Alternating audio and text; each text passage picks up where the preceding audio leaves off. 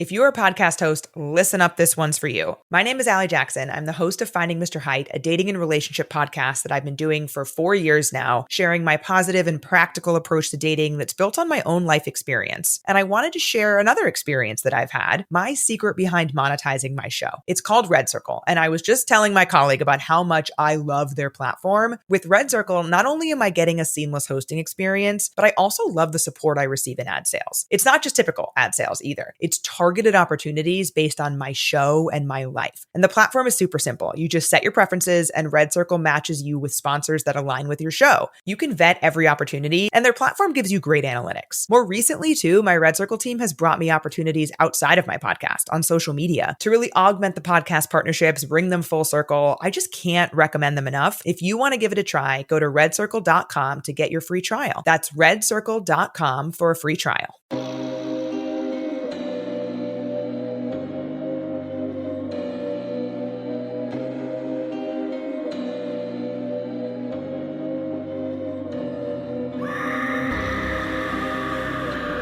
Hello, kitties. This is yours truly, the Crypt Keeper, and you're listening to Slasher Radio.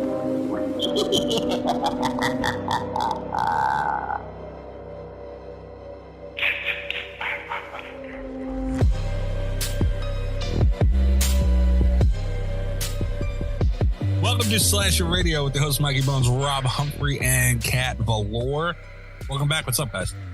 Oh, I'm living the dream. Yeah, we're in for a weird episode this week, guys. I'm in a real good mood. All right. This is going to sound weird to long-term listeners to hear. Rob's cranky this week. I know. Yeah. So, and Listen. if you listen to the show long-term, you know Rob's just cranky. So that's saying something. I just spent 13 hours driving in the car, and now I'm recording the show from my car, and I have to talk about a Terrifier movie. It's going to be a week. At least it's the third one. All right. We are here, though, after all the shenanigans every week that has led up to it. We're here with our Christmas battle that we have every year with the patrons. Movie 1, night 1 of it. Christmas time. God damn it. All right. A couple of them got through last week. They did. So that's my bad. But yeah, God damn it. I was going to go back and I said, you know what? Damn it. Now, when I get home, I got to go in. I forgot to do it. And I'm like, you know what? You're welcome, everybody. Did any of mine get through? I don't know, man. It was all this stuff at the end of the episode, I think. So I don't remember. I know Kat said it. I'm pretty sure I did. I don't remember if I did or not. We had a couple bleeps that crept on. Honestly, I wish I was there to see your face when you heard it. You know what I mean? Well, it was like one of those double take moments where I was like, wait. I feel like we would have heard about it if you and I had both said it and Rob had been bleeped. Like, Yeah. Oh, yeah. you know? Yeah. Oh, so your first reaction, Rob, was why she get to say it? Okay. Yeah, it kind of was. Yeah, hold on. What? But we're here now and excited to get stroking, guys. What? No. Where'd that even come from? It's a Mikey. Oh, God damn it. All right. Just to be clear, just because it is the doesn't mean we can say it now. It's still going to be bleeped. If I remember to bleep it. All right. Yeah. So we have a text message to get to, which will be read by Ghostface. We actually have a little bit of a mailbag. Honestly, we'll talk about it then. We got a mailbag a little bit to get to. Drink roll call to get to, and then we can get into the patron. This is a patron week as well. So that means that we have to get to everything that didn't make it. We had a bunch of nominations. There's a lot of shit going on. So We're talking Terrifier 3, though. You can tell by the title. I am very happy. I have a feeling you're not going to stay happy. I was going to say, I was talking to Rob in the Discord the other night or whenever it was. Kat, I have predictions for how this is going to go. And I will let you know, Rob knows, and I will let you know at the end of the episode if it went, or we'll let Rob know. Rob will let you know, actually. All right. But now I thought it would. So yeah, a lot on the line here. Terrifier movies are always a big deal on this show. And yeah, that's going to be interesting. All right, so drink roll call. I am drinking cherry Pepsi. Very boring, understood. But I am enjoying my Pineapple Express that I have. And I made a bomb dinner. So I just had like bacon wrapped hot dogs right now, and I'm good. That does sound really good. That sounds tasty. Turns into dinner roll call for me. I was looking forward to that. I put barbecue sauce on it, Rob, and everything. I am also boring because I'm sitting in a car, and I think I could get arrested for that. I'm just drinking Diet Pepsi. It's raining real hard outside. This Diet Pepsi's almost empty, so I might have to run inside. If I do, I have a bottle of Sunkist. So we're really going to turn up the good times on the show. Oh. Okay. Orange soda. Okay. All right. Kat, what about you? What a time we're having today. I've got Dr. Pepper. Jesus, what is wrong with us? I know. We were talking about this on the Nick F. and Woo Cage cast this week, too. I've got the flu. I've had and I'm sleeping it off for the most part. I'm a lot better today than I was on Wednesday. I'm no longer like queasy or nearly as congested as I was. But man, it takes nothing for me to fall asleep. And it's like, if I have alcohol, I'm just going to pass right the fuck out. Wouldn't be the first time somebody's done that on the show. It would not be. Wow. Have we had a full strikeout before? I don't think so. We've had it when we change recording dates, but. Oh, yeah, like on Sunday and stuff. Yeah, if we record on a Sunday during the day, sometimes it's not, Even I'm usually willing to take one for the team and get drunk on a Sunday, but Yeah. All right. And we'll get into it as well, but this is like my PSA. Don't try to watch Terrifier 3 when you've got the flu, guys. Oh, boy. All right. Or really any time. Well. All right, 917-397-KILL. Trace the call. It's coming from inside the house. It's 917-397-5455. You can leave a voicemail for the show. You can send a text message for the show. Ghostface reads all text messages. And shout out to Will. I don't have my buttons, like any of them. They don't work. No. Yeah, I forgot to tell you guys that. Hold on, let me try real quick. I don't know. Yeah, fuck, they still don't work. I had some upgrades to the PC. And a couple of things are wonky. So shout out to Will, though, for the assistance with the mailbag. So here is the text message for this.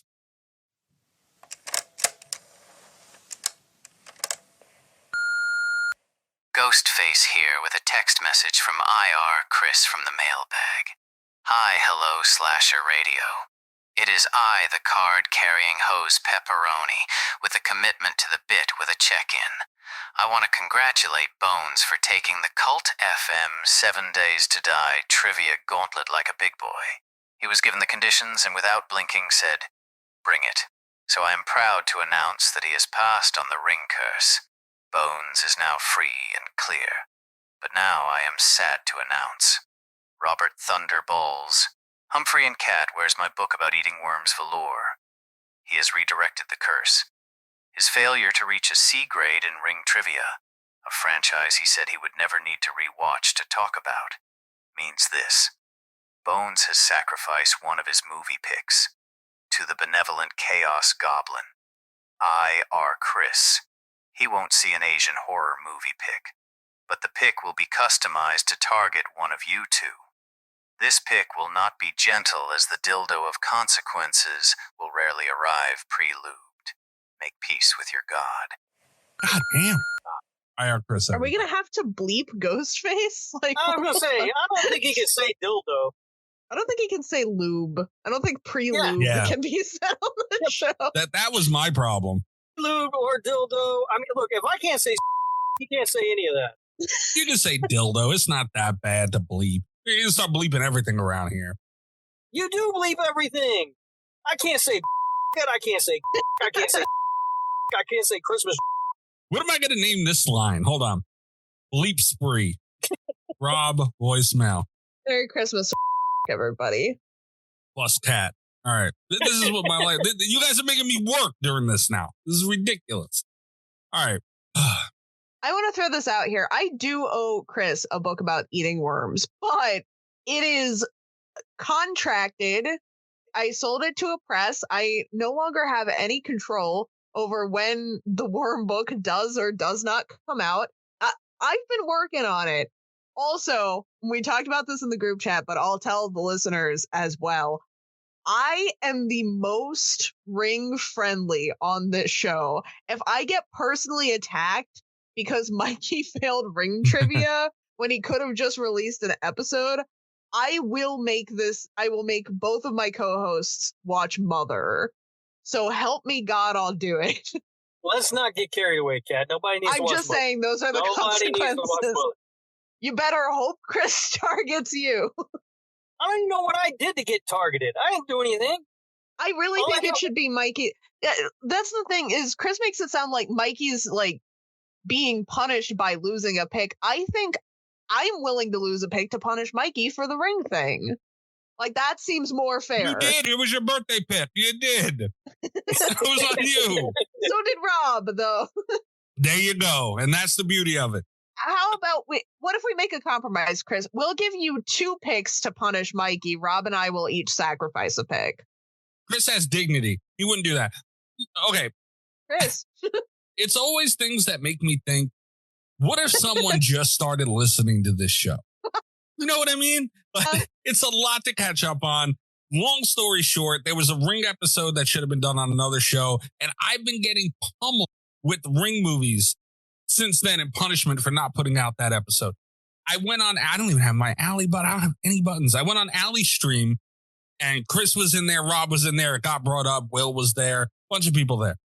And I was challenged to a Ring trivia by Chris in front of, and Rob, I was not aware of the repercussions of this.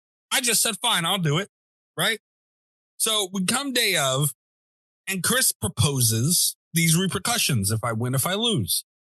And look, Rob, you should be able to appreciate this. If someone who's been busting my balls for a year, of these picks, right, comes to me and says, hey, look, it could all be over, and I ain't even going to fuck you over. Come on, bro. What do I do? Say no? I'm not mad at your logic. I just don't understand why. All I do is lift people up, yet here I am being punished for something I didn't do. And I'll say this. I feel like the reason, and I love Chris for this. The reasoning is, honestly, I've been through enough. It's been a year. I understand it's my fault. But it's like, goddamn, dude, Ring movies galore. And we're not even talking about the ones that didn't make the show. Chris has put them up every month. It's been hanging over my head. It's like the killing tree at this point for a whole year. Also, though, Mikey, you had the opportunity to choose a lifeline, and for some reason, you picked me instead of Cat. I don't know what the hell you were thinking with that. And I'm just throwing it out here. I have read the Ring graphic novels also. You read the comic book? Mm-hmm. Jesus Christ. She might have known the answer to that fucking question. I would have been willing to reread them each because I knew that I was the one. And I just want to say this because I am trying to be more of a team player. There are a lot of movies that I feel would be punishment picks for me that I would be willing to watch and just absorb that cost of the end of the Ring bit. There are a lot that I'm not going to be mad about, but there are some movies out there in existence. I don't know what they are. I bet Chris knows. I bet Chris could find one. If there's a movie that I hate more than I would have hated watching all the rest of the Ring movies, I will take vengeance. That won't be the end of it. Like, there's a line. That's all I'm saying. But take vengeance on Chris. Me and Rob didn't do it. In this position, I honestly love Chris for this because at least it wasn't just me suffering. Yeah, you guys had to watch the movie too, but you had gratification out of it. We had to watch it. You're saying that you've been through enough. We all watched all those Ring movies. Yeah, but those were your choice. You did that at the end of the day. But the Ring was your choice. Yeah. I understand. I did it once. We all did it once. I only did it once. But I'm not the one bitching about it, though. I understand what I did. That was the consequence I had to pay. Yeah, you're the one who's off the hook. Of course you're not bitching about it. I dealt with it for a year. It's not a life sentence. What am I supposed to be, 80 years old? We all dealt with it for a year, Mikey. Here's what I propose.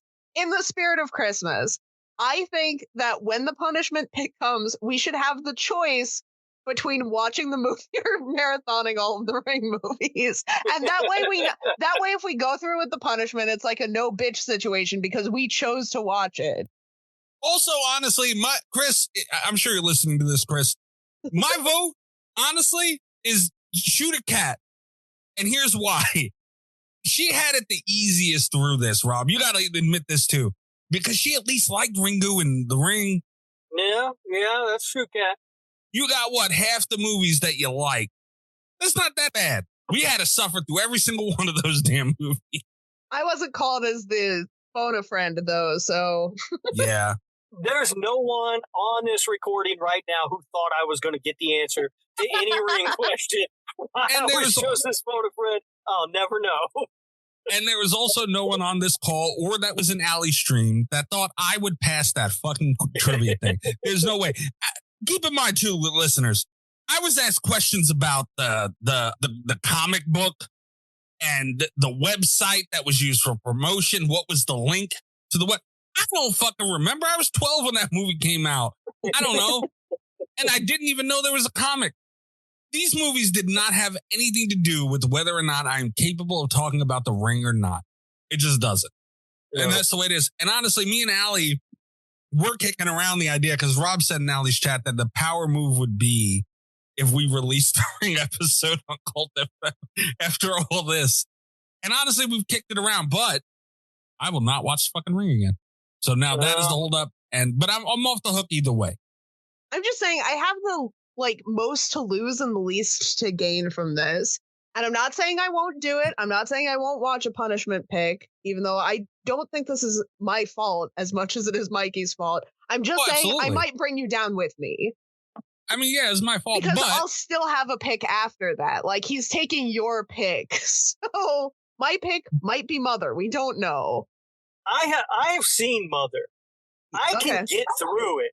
I kind of like the idea of Mikey having to watch Mother. Well, that's why I chose Mother, because I feel like it will punish Mikey more than it will punish you. My original thought was actually the sadness, and then it's like, no, that's just me being mean to Rob for no reason. Yeah, come on, Cat. I didn't do it. I'm just saying, those are the stakes. All I have left to say about it is, you guys thought it was funny. You guys thought it was cute. That I was being attacked by these movies all along. You guys thought it was funny. And this is what you get. And I'm glad that Chris at least acknowledged that everyone else should share a little piece of the pain and it shouldn't just be me. Bravo, Chris. I wish I had my applause button. I'll take the 1 week punishment for the satisfaction that I got from a year of you. That's what I'm saying. It's not bad, dude. You guys should eat a little bit of shit. It's fine. Also, and I've said this to Chris already, but remember, slashies are right around the corner and somebody's going into the Hall of Fame. And if Chris doesn't get in this year, it becomes a bit. And he might not be helping his chances. Pat, he's got a lot of leverage there. Because he did mention that. I don't remember if you mentioned that on the show, Rob, but you mentioned it in Allie's chat. And Chris seemed like he wasn't scared. I think he's bluffing, dude. I think you got him by the balls on that one. I'm not going to lie. He mentioned it to me, too. That was when I started making threats. Because I don't have that kind of leverage. I don't have the kind of leverage where I can argue that Chris should spare me.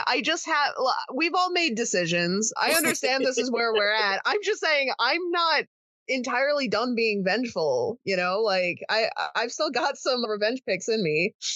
Speaking of trivia on Allie's stream, just so everybody knows, Will the Thrill and I are set for a weenie off soon. Yeah, Cat. Mm-hmm. What a good name for that. Yeah. She picked up what it was. She didn't even think you guys were fighting. What a good normal name. Honestly, if someone said that to me, I'd be like, oh, so Allie said fuck to a TOS. She's getting banned, and this is how she's doing it. Bro. I mean, she might get banned anyway just because they're calling it the weenie off, but... Maybe. But yeah, they're having Halloween trivia. So at Allie Surreal on Twitch, for any of our listeners on Twitch, she's going to be doing that more often. Also, Dweet from Twitter is going to be on there too soon, apparently, allegedly, maybe. So any Dead by Daylight fans, that's on there too. But honestly, Kat, I was saying when Will and Rob were going back and forth about it in her chat, Rob knows his shit super well, especially about Halloween and Friday the 13th. And if there was anyone who I thought could take him out in a specifically Halloween franchise trivia contest, it would be Will. I'm excited to see the results. No, I've already said, even if I lose to Will, I'm not going to be mad about it. Formidable Yeah. opponent. Like that's you guys' specialties, and it's going to be impressive. I know damn well I couldn't beat you guys in that. Not in Halloween specific. Yeah. But, we'll see. Also, it's going to depend on how crazy the questions are, how left field they go, Yeah. I've seen a little bit of it. Allie was working on it. It might be done, Rob, honestly. So that might happen. That probably would have happened already by the time this episode comes out, maybe. And so they seem fair. Chris didn't do it. I'm not going to get any comic book questions, I don't think. Right? I'm still mad about that, man. There was no way I could have won that damn trivia. I was set up, by the way, too. The other point of all of it is I didn't even fail it. If it was questions about the movie, I probably could have passed it. Half of them, there was bullshit. They asked me who did the mother raise? I said Samara, it's her mother, right? Trick question, it was horses. I said, come on. I understand they're both right, but they're both right, Well, okay, except for they're kind of not right, because she raised the horses. She killed Samara. Hey, man, it did not say the completion, but she did raise her. I'll be honest, that's a better answer than I would have come up with. I'd just be like, I don't know, was she out there raising hell? I don't know. Yeah, so that I obviously wasn't in charge of the contest, but I would have accepted raising hell as an answer. That's amazing. Yeah, I got no leeway. No leeway. And ridiculous questions. I'm still mad about that, Chris. Anyway, I can't even hit my button. Oh, wait, no, we had stuff from Patreon, too. Why, what's up? Also, like, outside of the vengeance, though, congratulations to I or Chris for getting out of the ring bit. Yeah, bro, happy for him, too. Yeah. He's felt boxed in by that thing for a while, I think. I've heard, and I'm not going to say it got to a peaceful resolution, but I am glad that we have gotten to a resolution on it. Like, we're moving forward, and congratulations for hanging in there, sticking it out. We appreciate that kind of commitment to the bit on Slasher Radio. Chris got to the point. This, honestly, we're kind of winners in this. This could have ended way worse. Chris got so locked into it, and I agree with Kat. Kudos to committing to the bit 100%. Even Chris was like, "Can we stop this now, please? Like, what can we do here? All right." Like Chris every single month for the Patreon pick was putting up a Ring movie. And I get it, man. Like, he wants to put up other shit too. He doesn't want to, like, it's to the point he doesn't even want to hear us talk about the goddamn Ring anymore. That's how, and I think us using our birthday picks kind of helped ward that out. We were fighting fire with fire. And you know what? I think us as a group for this show, the three of us, we did pretty good in this battle. I'm not going to lie. We made it out unscathed for the most part. Yeah. I'm proud of us too for committing to the bit. It might be the first time we've all stood together as a team on something. Begrudgingly. What we did. We were happy about it. Honestly, dude, we were in the middle of a battle and we didn't even know it. It's like the Ring era of this whole show. It went on that fucking long. We can look back on it now. Dude, we were fighting a battle we weren't even aware of.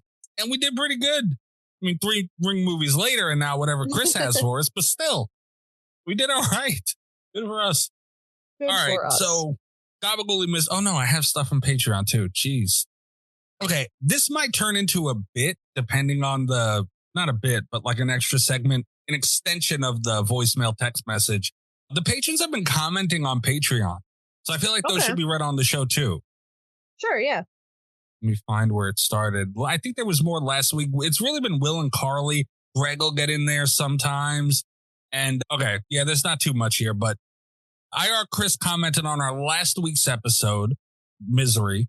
And he said, God damn it, Mikey urban legend this. He's talking about my Portnoy sport from the damn movie. You did urban legend it though. So no, I didn't. We went over, we literally did the math. Yes, it was close, but there was a little bit of wiggle room for my score where even if I went a little higher, it wouldn't have mattered. Rob was on the fucking line. So no, Chris, I did not urban legend this. And I gave it a proper score. Chris. Carly also got on here. She said Apple Music is so superior and Apple Music Replay was kind of the hit of the year. I think she's talking about our Patreon show. The Spotify Wrapped thing, right? Yeah, we had a discussion about that at some point. I never remember what's on the Patreon show and what's on the normal show, but I agree, Carly. I'm a big Apple Music user. Mikey's a trader and went over to Spotify. I don't know what the fuck Kat does. She's got like a Zune and she just listens to shit she downloaded on there. Yeah. Carly also threw in there, though, crazy to not have Misery / Radio approved. Mikey, what the hell? Why am I getting so much shit for the score? I don't understand. What did I give this movie? I forget. Because it's not Slasher Radio approved, and it's your fault, and people are mad. I think It's that's not fair. just my fault. It's Rob's fault too. Rob didn't give it approval rate either. I gave it closer than you did. You sure as hell did. I'll give him that. But still, like, it wasn't going to get approved because of Rob anyway. Let me see. I forget what I even gave this movie. Would you give it like a 4 or something? I didn't give it a 4. I gave it a 6.4. That's not a bad score. And Rob gave it a 7.2. So yes, Rob a lot closer to me, but we're all about a point off from each other. I don't think my score was that crazy for a movie that I hated watching. You urban legended. I did not. You did. I still can't believe that you did that. But yeah, that's really, I felt like there was more, but I think it was maybe like in the movie voting, which we'll get to later. I think there was a little bit in there. But yeah, oh no, hold on. There's one from Aggie in here. Aggie's super late and just listened to the Black Friday episode. Oh, good.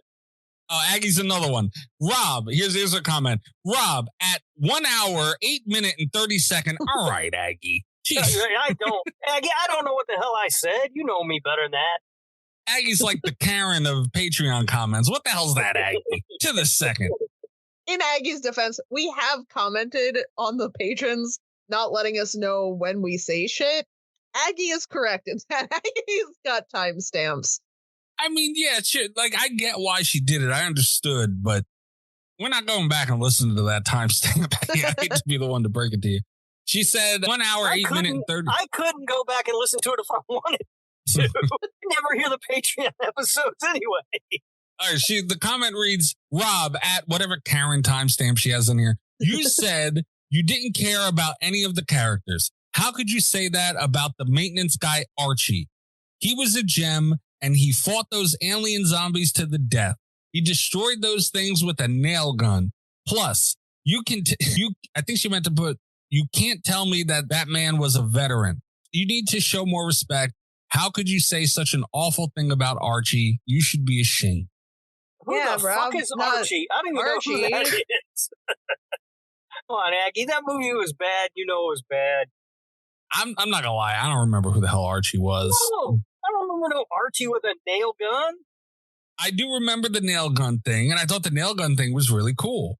And yeah, I mean, it's fine. It wasn't that bad of a movie, Rob. Like, I can't believe you, out of all the things to hate as much as you hated that movie, it was weird. It's bad. I don't like it. The balls on Mikey to be like, of all the things to hate, when he just urban legend Misery. I did not urban legend it. I had like a 0.3 wiggle room. That's a good amount, especially at a 6.4. Like, it's almost a 7. You know, like, that's not bad. But yeah, I mean, I don't know, man. At least that movie was fun. Just sit there and watch Misery again. That old ass room. I gotta have these zombie things running around. Black Friday was not fun. That was the problem with the movie. It wasn't nearly as fun as it promised it was going to be. You're right, and I'm not gonna argue that. You're right, but compared to Misery, though, that's all I'm saying. Yeah, but Misery's not trying to be fun. I understand, but I'm saying what would I rather sit and watch?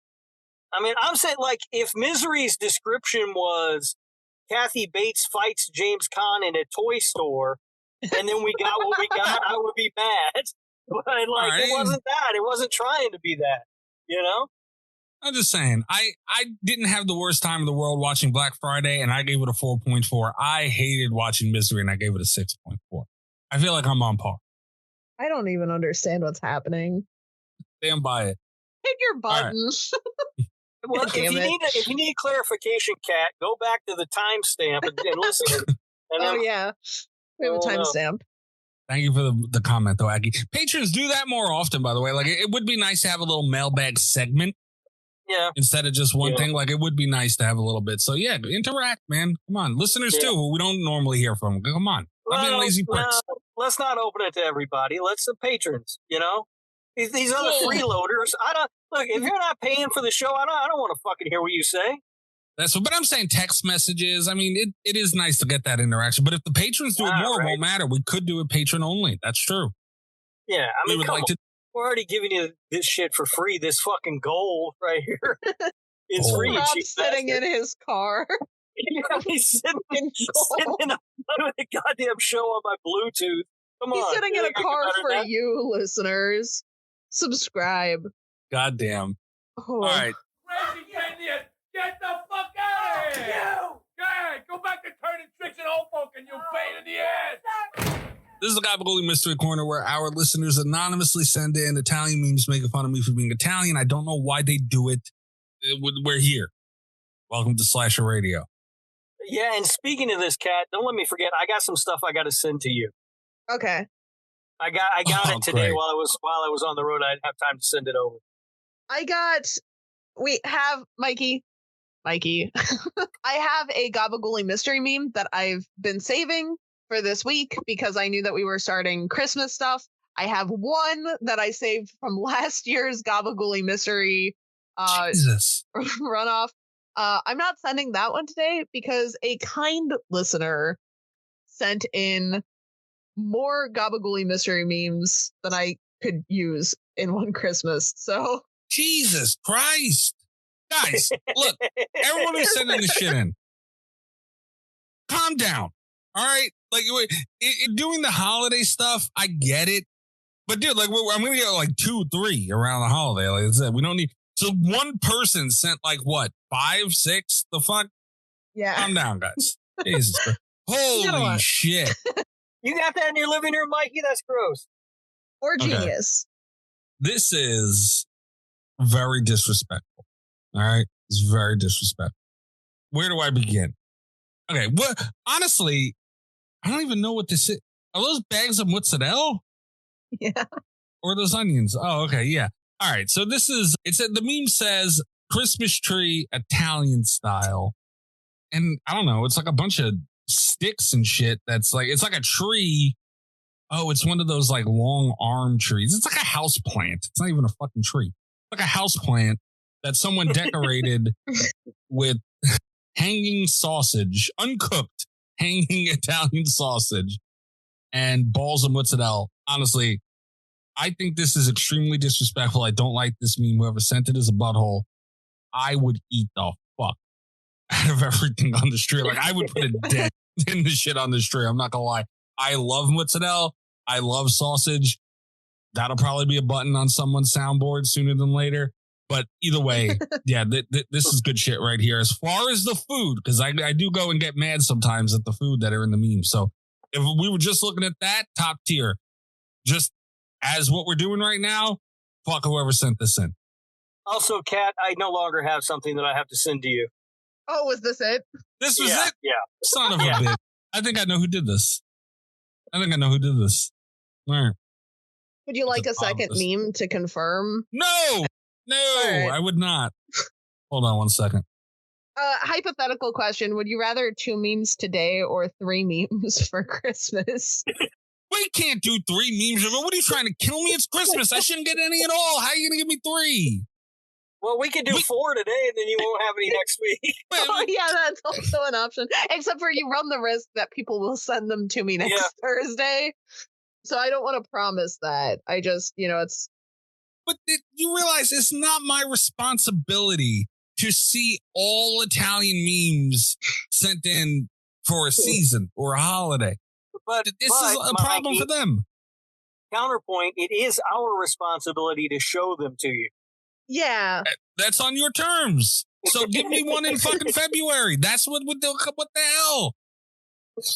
Oh, yeah, I should probably have one handy just so that I can send one when we do the killing tree, huh?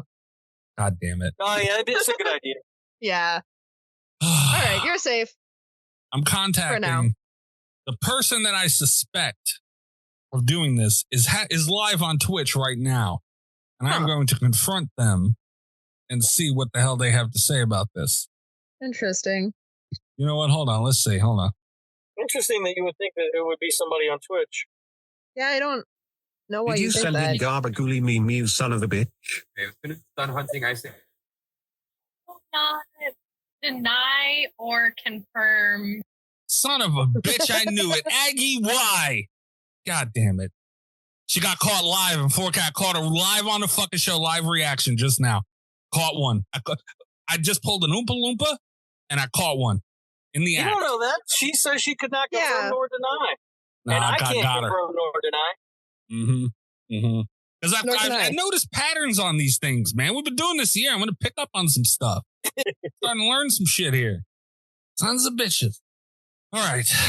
We're going to take a quick break and we'll be right back with Terrifier 3. Jesus Christ.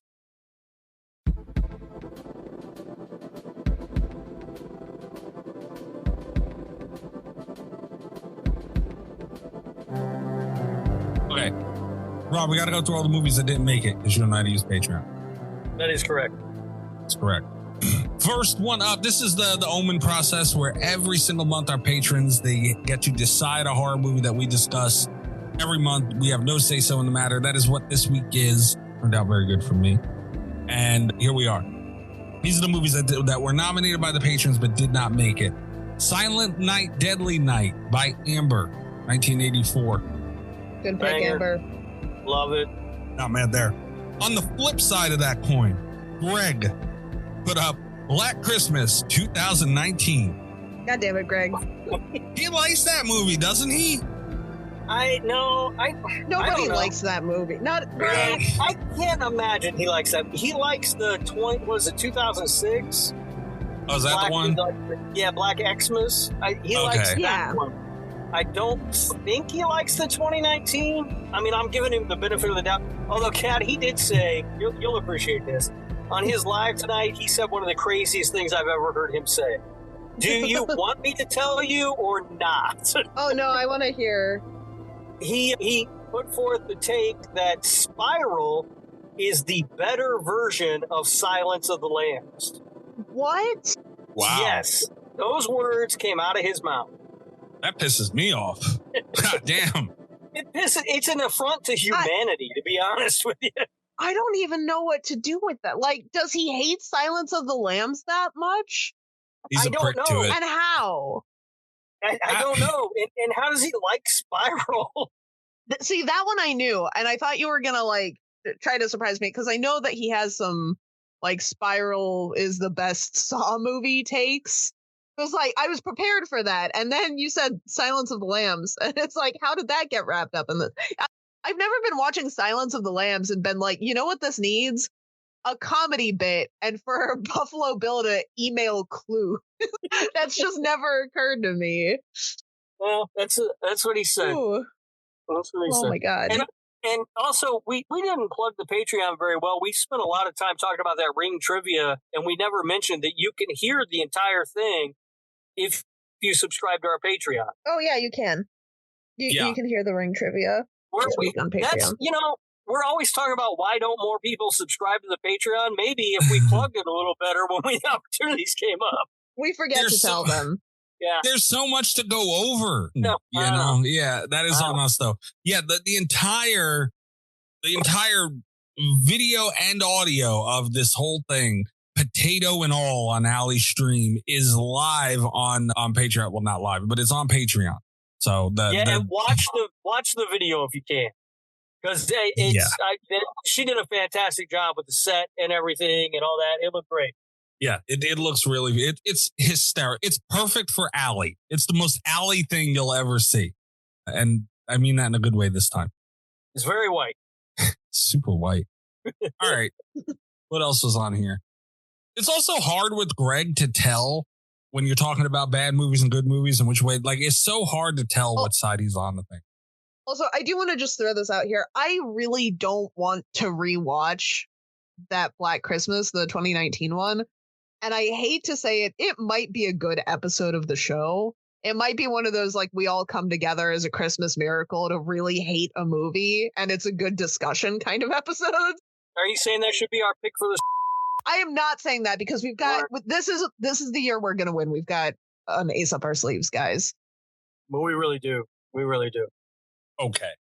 We'll talk about that another time. So, A Christmas Horror Story from 2015. That's a really good one, actually. I like that one. And I haven't seen it. It's flown under the radar, but I really like that one. It's solid. Okay. Will puts up A Wet Dream on Elm Street. And he puts in parentheses, He wears a Christmas sweater. It counts. This was not voted upon. We've unfortunately had to have this conversation before about A Wet Dream on Elm Street. It was with Chris that we cannot just have porns on the show. So, yeah, Will knew that and he was joking around. He didn't really have a pick. But still, honestly, he's got a point. Kind of counts. Yeah. And look, what better movie for us? Stop it. You're just trying to see what you can get through now is the problem. This is what I'm challenged with now. And I have to be really good at it for you to get bored of doing it. So, God damn it. You are a pain in my ass. I need you to know. Well, also, I've only got this week and next week to get these in, Oh, yeah, because you won't throw around or whatever else after that. I always throw around, Mikey, but... That's your new button, Mikey. Yeah. Wow. Never thought I'd hear Rob say that. Okay. Oh, unrelated. We're getting so sidetracked here. The Pineapple Express is bad for when we record. Cat, I was playing with DVD with Rob the other night, and what a nightmare that was. But Cat, no, my God, the snowballs and the snowmen are back, and it has upped my gameplay. Is that true, Mikey? You would need a whole nother recording session for me to explain to you how fucking worthless he was because he was able to throw a snowball. Like, I cannot even begin to explain the amount of shit that I had to deal with him. I seem to recall last year there being some incidents where Rob was not helping people, but was in fact hitting them with snowballs. It was even worse. It's same shit. Yes, exactly. But he was so much worse. It may or may not have happened again. There was one match where I basically spent the entire time hiding in a snowman. It was spectacular, Cat. That sounds amazing. I ran a killer like you wouldn't believe. I had to fight for my life out there, Cat. My cheeks were on the line. This guy was just blood hungry. And he's giving me hell and just whooping my ass time and time again. And I'm looking, I'm like, why not no generators being done in this time? Like, what the fuck? I look down, there's still I'm like, why are there no generators being done still? He did nothing but. At least last year, he did a little bit. Like, if he had the chance, he was not going to pass on it to fuck around. Don't get me wrong. He did nothing but this time, though. So it was so much fun. But the point of me bringing it up was I got some real good buttons that are pending for Rob out of that night, though, that I'm really excited about. Where was Aggie put up the mean one, which we did last year. God damn it, Aggie. To be fair, Aggie didn't listen to the show last year, so to be fair. That's true, but still, she has really put up some bad movies. The one after that was Gremlins, 1984. That was put up by Leah. Good job, Leah. That's a winner right there. I would love to watch Gremlins. Next one was Gremlins. I know, right? The next one was from Tasha. Someone else, speaking of mad at me. She put up The Ginger Dead Man, 2005 on Tubi. Tasha. Another banger. Good Absolute job, Tasha. banger. Nice work, Potato Thief. Tasha that would have been commented, fun because Ginger, our Christmas pick was once on Joe Bob, and so was Ginger Dead Man. We could have had a Joe Bob pick competition this year. That would have been fun. Tasha commented on this. I tried to find a better Christmas shark movie than Santa Jaws, but had no luck. So I went with Mikey's definition of a quote shark movie just being cheesy greatness. Yeah, it's a Ginger Dead Man's awesome. Yeah, I don't know that a better shark movie than Santa Jaws exists. Like a better Christmas shark movie, I don't think that's happening. I'm not sure a better shark movie than Santa Jaws exists, to be fair. And, Christmas specific, that's a hard sell.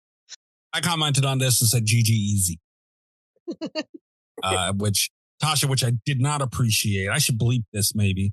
She said, Chef Boyardee bullshit. Are we to the point where we're just putting Italian things in front of curse words? Is that where we're at here? Ravioli, no. That's how racist terms begin, these slurs. That's how they begin. It's officially a slur if we're adding profanity with it. I want you guys to know. The amount of racism towards Italians that occurs on this show has been fueling and growing. Duly noted. Same. Where were we? Carly put up All Through the House, 2015 on Tubi. I I don't know. love that I people don't know are what that is. remembering to add Tubi movies. Yeah, I don't know what All Through the House is, though. Trust Carly. Probably a good pick. Tim, Tim puts up, hey, what the hell's wrong? Why you gotta say make that sound when I say Tim's name? You be nice to Tim, all right? I don't know what shit you pull and you bother him about on his show. You be nice to him around here. We love Tim. Tim has been real difficult with me lately. I can imagine why. You probably deserve it. See, Rob will only tell what's happening to him. He conveniently leaves out all the shit he does to egg that on. And I've dealt with it, motherfucker. So I'm well aware. I'm out there. I'm trying to lift him up all the way in Australia, and he's giving me shit. You know, I was going to give Rob the benefit of the doubt, but whenever he says that he lifts people up, I get really nervous. Bullshit artist. Tim put up. Yeah, Tim. Listen to Tim's show, by the way. Dummies of Horror is good stuff. Great show. 100%. I recommended him. I didn't know you could do this, but I think it popped up somewhere on our Patreon. You can recommend other shows on your Patreon. I put Tim on there for us. Oh, good. Nice. Absolutely. Yeah. Good. Their Patreon stuff is great. Yeah, they do a lot of good work. I like those guys. I mean, Check I them give out. them shit, but, Tim's great.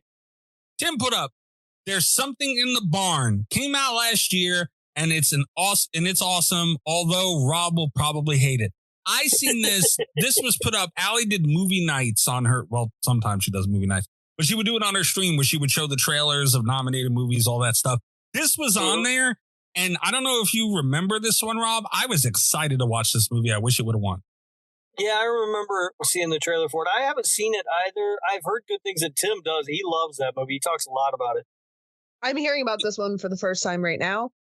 It's like, it looks like a tween horror movie, but not real, like a kid's teenage horror movie is what it looks like. It's like about killer gnomes in a barn or something, Cat. I don't know. But it looks like it's a lot I of was fun. lost until you said killer gnomes. I'm back in. See, that's what I'm saying. It could be saved. It does look good, Kat. I haven't watched it. I kind of forgot about it until Christmas time rolled around again, and Tim mentioned it on his show like last week or whatever. Carly commented on this and said, this sounds so familiar. What streaming sites is it on? I think that's like Carly's nice way of being like, hey, Tim, you heard them. They want to know what it's on. Yeah. I think Carly's policing the patrons, which is a power move. She's our newest patron. Yeah. And a power move it is for her to do that. Although it's difficult for Tim to tell us what site it's on because it's different in Australia.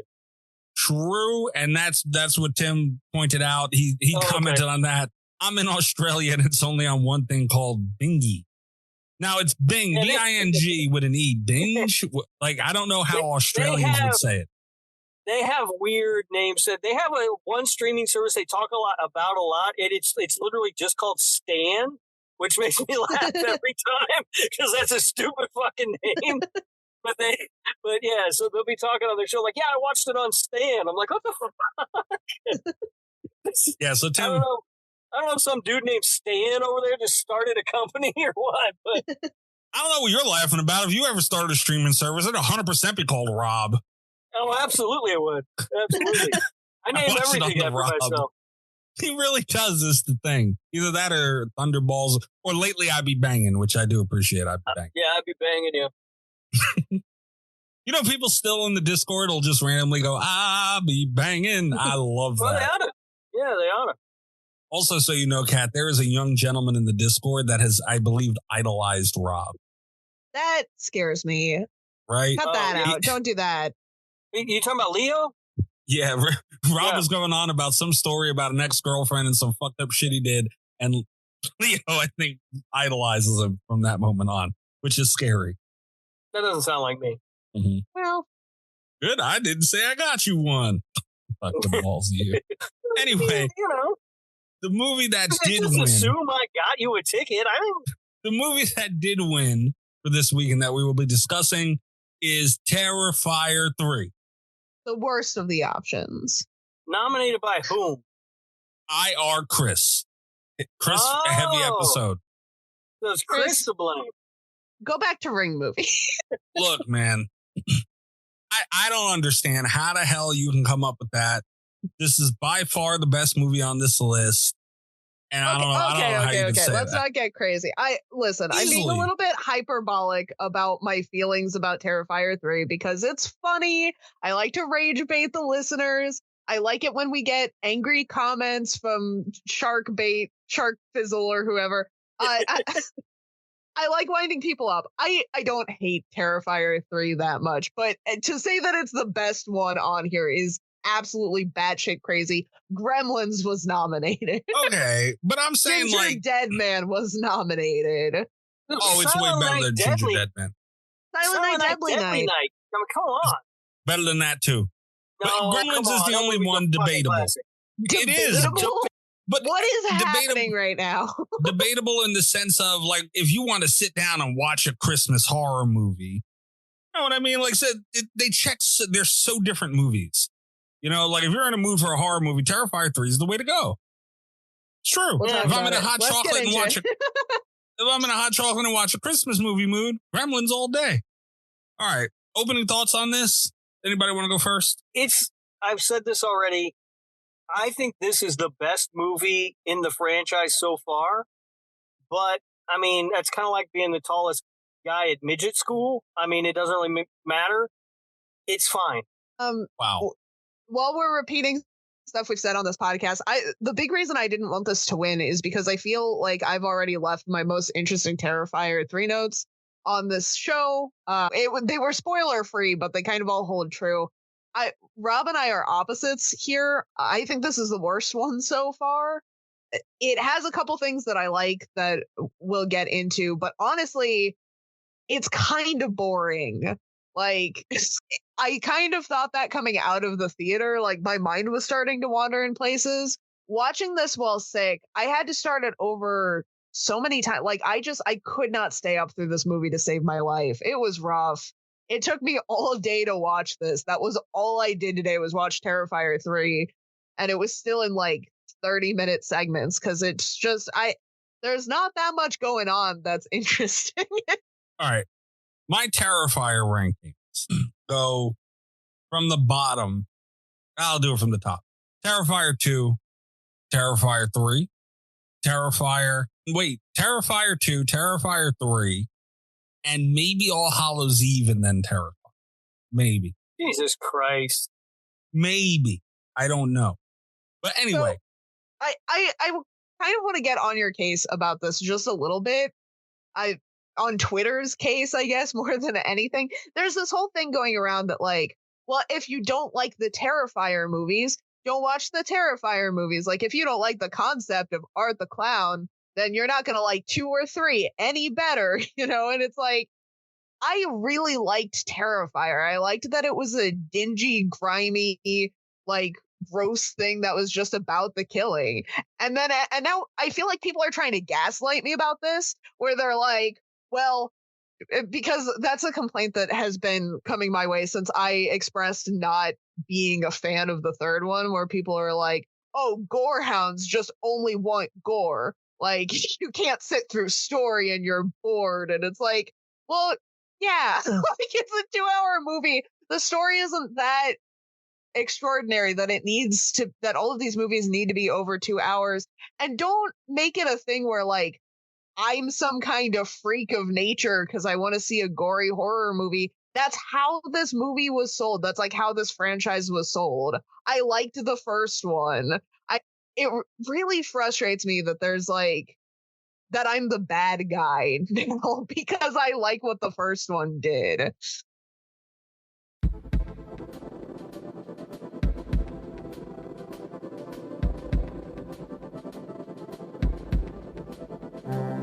Oh yeah, that's where we're at though, Cat. The Terrifier fans are the Boston Red Sox fans of fucking horror. They're goddamn. You can't say a single bad. You can't have a valid criticism about these movies without getting attacked by everybody who thinks that they can't do anything wrong. Like, it's ridiculous. They were all happy to have my support when I was like, it's okay to just have a fun horror movie. And now that I want the movies to be more fun and less family dramas, it's like, well, you're just a weirdo. You make us all look bad. And it's like, oh, come on. Like, for the love of God. Yeah, look, if you want me to like your movie, make a good movie. It's that simple. I think I don't think Terrifier fans do that very often. I feel like the most I've seen in that direction was people like they'll use the, indie horror and all that aspect of it. And, I can assure you they do. People have gotten mad at me. I've had people like in my DMs complaining to me about my Terrifier takes. I do agree with, I feel like Terrifier 1, I don't agree with if you don't like this one, you won't like the other ones. Terrifier 1 was very different from 2 and 3. And I can see that argument. If someone says, hey, if you didn't like Terrifier 2, you're not going to like Terrifier 3. I can see that because 3 is a lot of argument. Right. That's a lot of the same shit. It blew up. It really worked. They were doing things over again because they would get shit if they didn't, So like, I understand that. And I'm sure Rob and I talked about it very little and I brought that up. But yeah, no, I think it works with 2 and 3. That does not, I can understand someone not liking or liking the original and feeling differently about the other movies because they are different. The original one is very different. I don't know, man. It's gotten to a point where, and I was saying this to Rob last night when we briefly talked about it on Discord. It's just become the third movie is just, you have to accept that this is what these Terrifier movies are going to be now. They set the bar with 2. It had tremendous success, regardless of how you feel about the movie or the content of it or not. It was very successful, and something's very successful, they're going to do it. Like that's the tone they're going to go with. That's the way it is. And you can't argue with it, but you have to do it right for it to work again.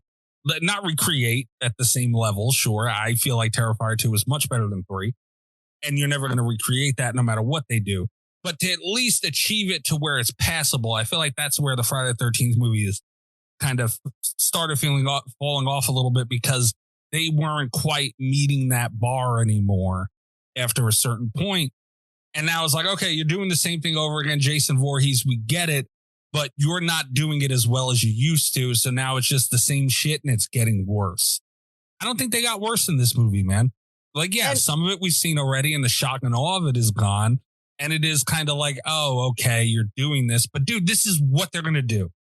There's no way around. To your point, because you brought this up after I left initial theater comments. 2 was very successful. They were going to continue in the direction of 2. Course. And I did try to watch it. Even though I have complaints about how the Terrifier fans have ostracized me since this movie has come out, I did try actively, aside from just staying awake through the movie, to focus more on meeting it where it's at as a franchise and look at it more in comparison to Terrifier 2 than Terrifier. I really liked Terrifier, but that is not the experience that you're going to have with the sequels. So I've tried to kind of separate that in my brain because I think it's unfair almost to compare them. I'm here for the fun, tight 90-minute slasher film, and obviously I'm not going to get that from Damien Leone again. No. And again, I complained about the runtime for 2, and I'll complain about it wasn't that bad for me. The runtime in this one, it was 20 minutes shorter. And I don't know, I just didn't feel it as much. I feel like the flow for this one, although it might not have, the flow for this movie and the pace for it and everything like that, I feel it was pretty good. I feel like it had problems, but at least it was consistent to where I feel like that helps with run times and feeling them. So I didn't really hurt me that much on this one, but yeah, shave 20 minutes off it. I'm all right with that, especially, this one. Shave 40 minutes off the last one. We're looking pretty good. And I was saying to Rob, they're not gonna be making another one after the fourth one comes out, allegedly. Dude, I'm sure they are. I buy that bullshit for a minute. Damien Leone may be done with it, but these fucking movies are not done. Absolutely not. Bloody Disgusting will not let Art the Clown die. I can promise you that. I agree. But I'm just saying, either way, say you take him on his word, for Damien Leone alone, dude, you could have cut the last one 40 minutes short, cut this one 20 minutes short, and had a whole nother movie almost. This is what I'm saying. I really feel like Damien Leone could have had one person that wasn't involved in the production of the movie come in to make cuts. And I would have liked 2, and especially 3 a lot better. 2 is so long that like I feel like it's the easy target for issues about like runtime. I really feel the runtime more in Terrifier 3 than I do in 2. And I want to say part of it was because I was sick and it took me 12 hours to watch this thing. But I felt the same way coming out of the theater. Like, I felt that runtime. And it's because it's not as cohesive, which is crazy to say, but it's not as cohesive of a story. Like, there's a dream sequence and like a lot of extra fluff going on in 2, but it's it's a linear story, you know, and 3 just kind of wants to show you cool stuff. Like, but that's what these movies are, and that's part of the problem with them. Like, I went to this and saw this one in the theater, and I left honestly a little disappointed. Like, it wasn't as gory as I expected. And I think they're going to run into that problem because that's what these movies are, right? It's like, oh, how gory can we make it? What's the craziest kill we can do? And that only lasts for so long, right? Like, if you're built around shock value, yeah, if your whole thing is built around shock value, you really don't have much because you're not going to be able to shock people forever. And that was kind of I completely agree because there's the chainsaw kill in 3, which I very strongly felt was supposed to be the equivalent of like the bleach kill in 2. Yeah. But it's like, you know, it started off and it's like, oh, that's kind of a crazy way to kill somebody. And then it just kept going. And I think it was to try and shock you. But like, my mind started wandering. It's like, all right, I've seen enough of this. Like, I don't know. But I disagree with you. Well, I do disagree with you about the runtime. I don't feel the runtime of 3 nearly as bad as I do 2. Like, that second half of 2 goes on for like a day and a half. Like, it's just stupid long and for no reason. With 3, I didn't think the pacing was that bad. Like, that's why I think this is the better of all these movies. We finally get a little bit of answers to what's going on. 2 gave us none of that. 2 was just all questions. Yeah, which is, you know, which again is another reason why I think 2 kind of sucks. I mean, we talked about it with Scream 6. Scream 6 feels like a trailer for a movie they're never going to make now. That, you know, fucking Terrifier 2 is a 2.5 hour, whatever long trailer. It's fucking dull.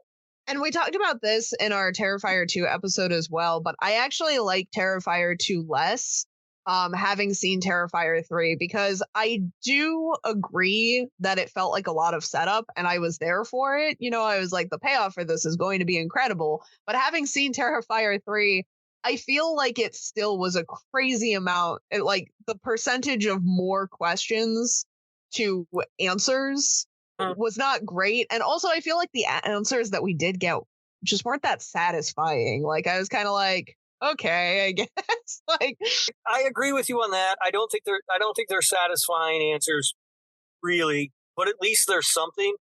Anyway, we don't get nearly as many answers as I would have liked to have gotten. So I don't know. I mentioned it before when we talked about Terrifier 2. It's like this thing was written like a fucking TV series. Like, I don't like the way it's broken up, the way they're setting everything up and doling out answers really slowly. It doesn't, for me, it just doesn't work in a movie format. These aren't complete movies. They do. They're going to make a ton of money doing like all day screeners of the 3 Terrifier movies when they forget about the first one, which I feel like they've already kind of done a little bit. Well, I know you like the first one, but I think the first one's kind of just a waste of time and garbage. Like, no, it's nothing. The first one is nothing. That's what made it fun, though. Like, I don't know. Maybe it's just because we do watch so many full franchises on the show and like really talk about them and dissect like who the killers are across several movies. But Terrifier felt really refreshing because it was just like, here's a new guy and his whole thing is just that like he doesn't die and he has fun killing people. And it's like, I that boiled down slasher movies to such like a basic these are the needs that need to be met for slasher fans. And I just prefer that, I think, to the like immediate over exposition of like, here's all this crazy magic stuff. I don't know. I get what you're saying. It doesn't work for me. It's missing something. Like, I need a little more than what they gave me in that movie. They don't really give you anything, and it's getting forgotten and ignored basically because it's the outlier, right? Like in 2, we get Sienna and Jonathan, and we start building characters and stuff, and and that just doesn't exist. And what do we get out of 1 that carries over besides art? What, fucking Vicky? I mean, by the way, that's another thing that a big strike against this movie for me is I do not think Vicky is an interesting character. I don't like her, and she takes a real big role in this film, and I do not like that, and I hope it doesn't continue into the next one. I'm sure it will. That's the thing, man. We don't know we don't know what they're doing and where they're going. Because it could be anywhere. I don't know that they know what they're doing and where they're going, to be honest with you. Do. I mean, they spent how much at Terrifier 2 do they spend setting up that little girl that we never see in 3 at all? Like, what the fuck? Well, because we've got Vicky. It's not like we had Vicky for 2. It's not like she was a character for 1 that they could have easily used for 2. Right. It's so fucking weird. It's just a weird way to tell this story. It doesn't make sense. But I can tell you this. Damien Leone has said in several interviews that this is a planned out story. He does know exactly what he's doing, or at least where the story's going. He ain't showing me it on screen, I can tell you that. He might in his head have an idea, but what I've watched on screen so far, it looks like he's just fucking making shit up on the fly. But honestly, I'm not mad at it, man. Like, I do like that there's question, because we spend so much time watching horror movies where it's either something we're familiar with, Friday the 13th, Halloween, whatever it might be, and you obviously know where those are going, every single one of them. Even a lot of newer horror movies, you can see the direction of where they're, at least even if general, you can kind of see where things are going. There's a blueprint to so many things that so many movies follow. And I like that this one's kind of off the wall, dude. Yeah, they're taking a while to get there. The movies are too long. I agree. But at the same time, I'm not mad that they're at least leaving something for the imagination and making you guess and making you wonder. And I like that. So it's not a strike for me. Like, I do enjoy that part of it. Yeah, it's a big strike for me because it's not a complete movie. Like, movies have a structure, and they just don't follow that structure at all. It's bad storytelling. Like, you can add to the lore and still give me a complete story from film to film. People have been doing it for fucking years. Star Wars was a planned fucking trilogy, but each movie you can watch on its own and not be lost or not leave having a fucking ton of questions. You're right about that, but it seems to be by design, man. They're proud of it. We have this conversation again where it's like something can be by design and also be bad. Like, and I very much am a believer in, understand the mold so that you can break it, change the rules, do what you want to do.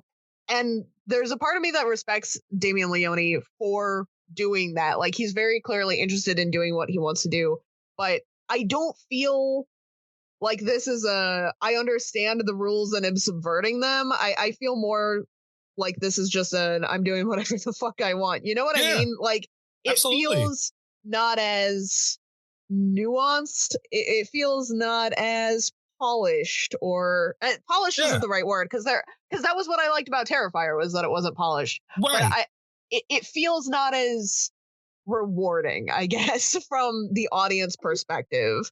But I like that, man. Because it's really easy for anybody, like, okay, if a stranger comes up to you and is like, I have a plan for 3 slasher movies, right? Like, and he describes to you the basic plot of Terrifier, you're done listening to him like an hour later, and you're like, do you know if he's a genius or an idiot? Is the thing. But that's what happened to him. But I feel like there are a lot of filmmakers that could have like subverted all of the expectations and done what they wanted to do, and you would feel like they had a really good grasp of how to do it instead of just like throwing shit at the wall, you know? Like he can tell me that he has a plan and I can believe him, but I don't feel that he has a plan when I watch the movies. No, I'm less and less with each movie. I'm less and less convinced that he actually has a plan. It reminds me of the TV show Lost. Remember the creators of Lost? They went on and on about how they had a plan, and then they gave everybody a shitty ending, and then later admitted, yeah, we were just making it up as we went. But they said forever in interviews and shit that they had a plan. I'm not convinced he's not doing the same thing because I'm not seeing anything that shows me a plan. I find that hard to believe only because, kind of like Kat was saying, that is what happened with him in Terrifier. Terrifier wasn't the movie he wanted to make. Terrifier was, as Damien put it, it was, God damn it, it was them showing they could make a movie. It was them not being trusted to do what he wanted to do. And so he said, okay, I'll go buy these. 3 movies into this thing, and I'm starting to think he shouldn't have been. Terrifier 2 was much bigger than Terrifier 1. You can't say that. They absolutely shouldn't have been able to do what he wanted to do. It was a bigger success. It was a better movie. I get that, but I'm talking about the quality of the films. They're not. Kat said it best when she said they're not rewarding. When I sit there for almost 2.5 hours watching your movie, and it ends, and my thought is, oh, well, that happened. That's not fucking that. That's just wasting my fucking time. We have different reactions of it. I don't need it to. I like that it's it has no structure and it does what it wants. It's a little bit of a Rob Zombie thing. That's what House of 1,000 Corpses was. 1,000,000%. Hey. Okay, I'm gonna throw this out here because Mikey, that's actually a perfect example. When House of 1,000 Corpses plays by its own rules. That's a movie I love because I feel like Rob Zombie understands the rules, knows what he's doing, and chose not to do that. As opposed to Damien Leone, who's like looking at the rules, like shrugs and like, I don't got to learn those. You know, like it's two very different vibes. And that's why House of 1,000 Corpses really works for me in a way that Terrifier 2 and Terrifier 3 do not.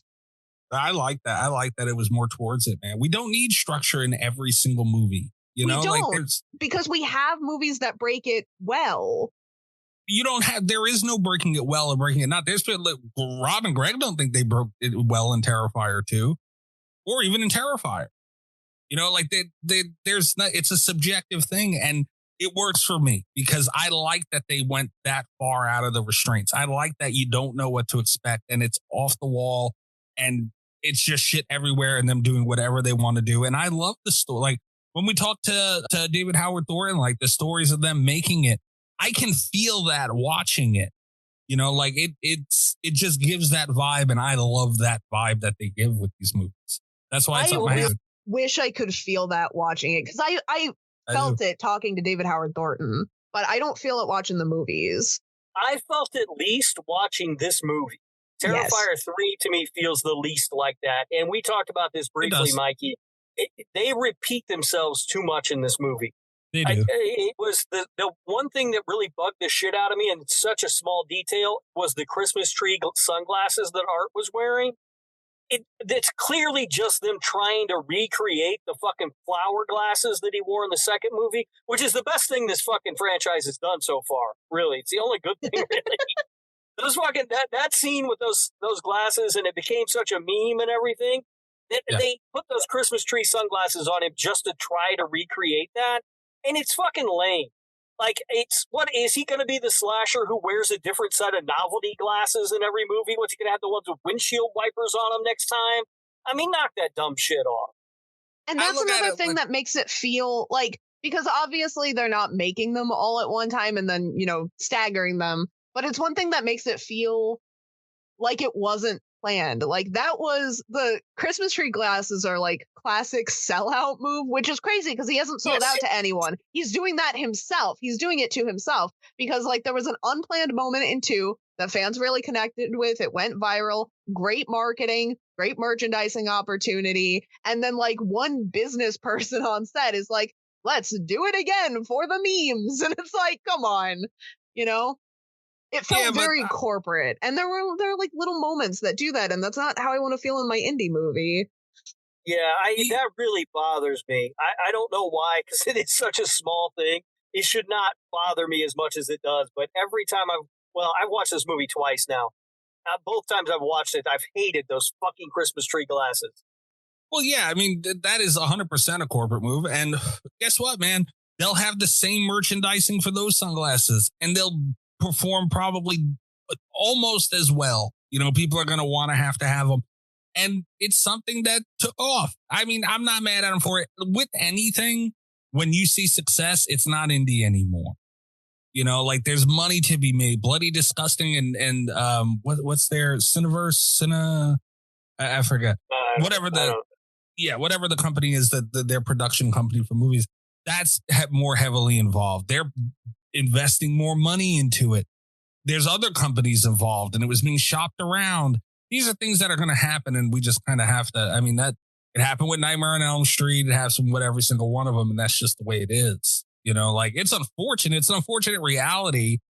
Now and this is what I was interested to see in the most with this movie. Obviously, it has to be good, but how do they handle that? You know, what's the balance look like for that? You know what I mean? And I think they did. I think they did a pretty good job. Like, yeah, those moments felt absolutely business decisions, 100%. Like it can't be denied. It's very manufactured. I don't like it. Sure, it is. But I think they did it pretty well, man. Like the shot with the Christmas tree sunglasses in the van and he was doing. I like that, dude. Like I'm here for it. I love that art has that range to be able to do that. So it's for me. Yeah, I didn't like it. The art moment that stands out that I like the most in this one is when he's eavesdropping on the conversation between that guy and the girl. That I thought was funny. Like, dude. Yeah. You know, you've got to find a way to create those kind of moments for art in every movie. Mm-hmm. And I get that it's not an easy thing to do. It might be fairly easy. You've got David Howard Thornton at your fucking, you just let him do his thing. Yeah. But that is a very funny moment in the movie. And it feels like an organic sort of fun moment. Whereas the glasses, it's kind of like, oh, you're just trying to cash in on the last organic fun moment. But I did enjoy that. The biggest complaint I think that I have about this movie is I don't like what they did with Sienna. I feel like her and Jonathan's roles should have been reversed in this movie. Jonathan should have been the one coming out of the hospital with the trauma, and she should have been the one at college. It just makes more sense to me that way.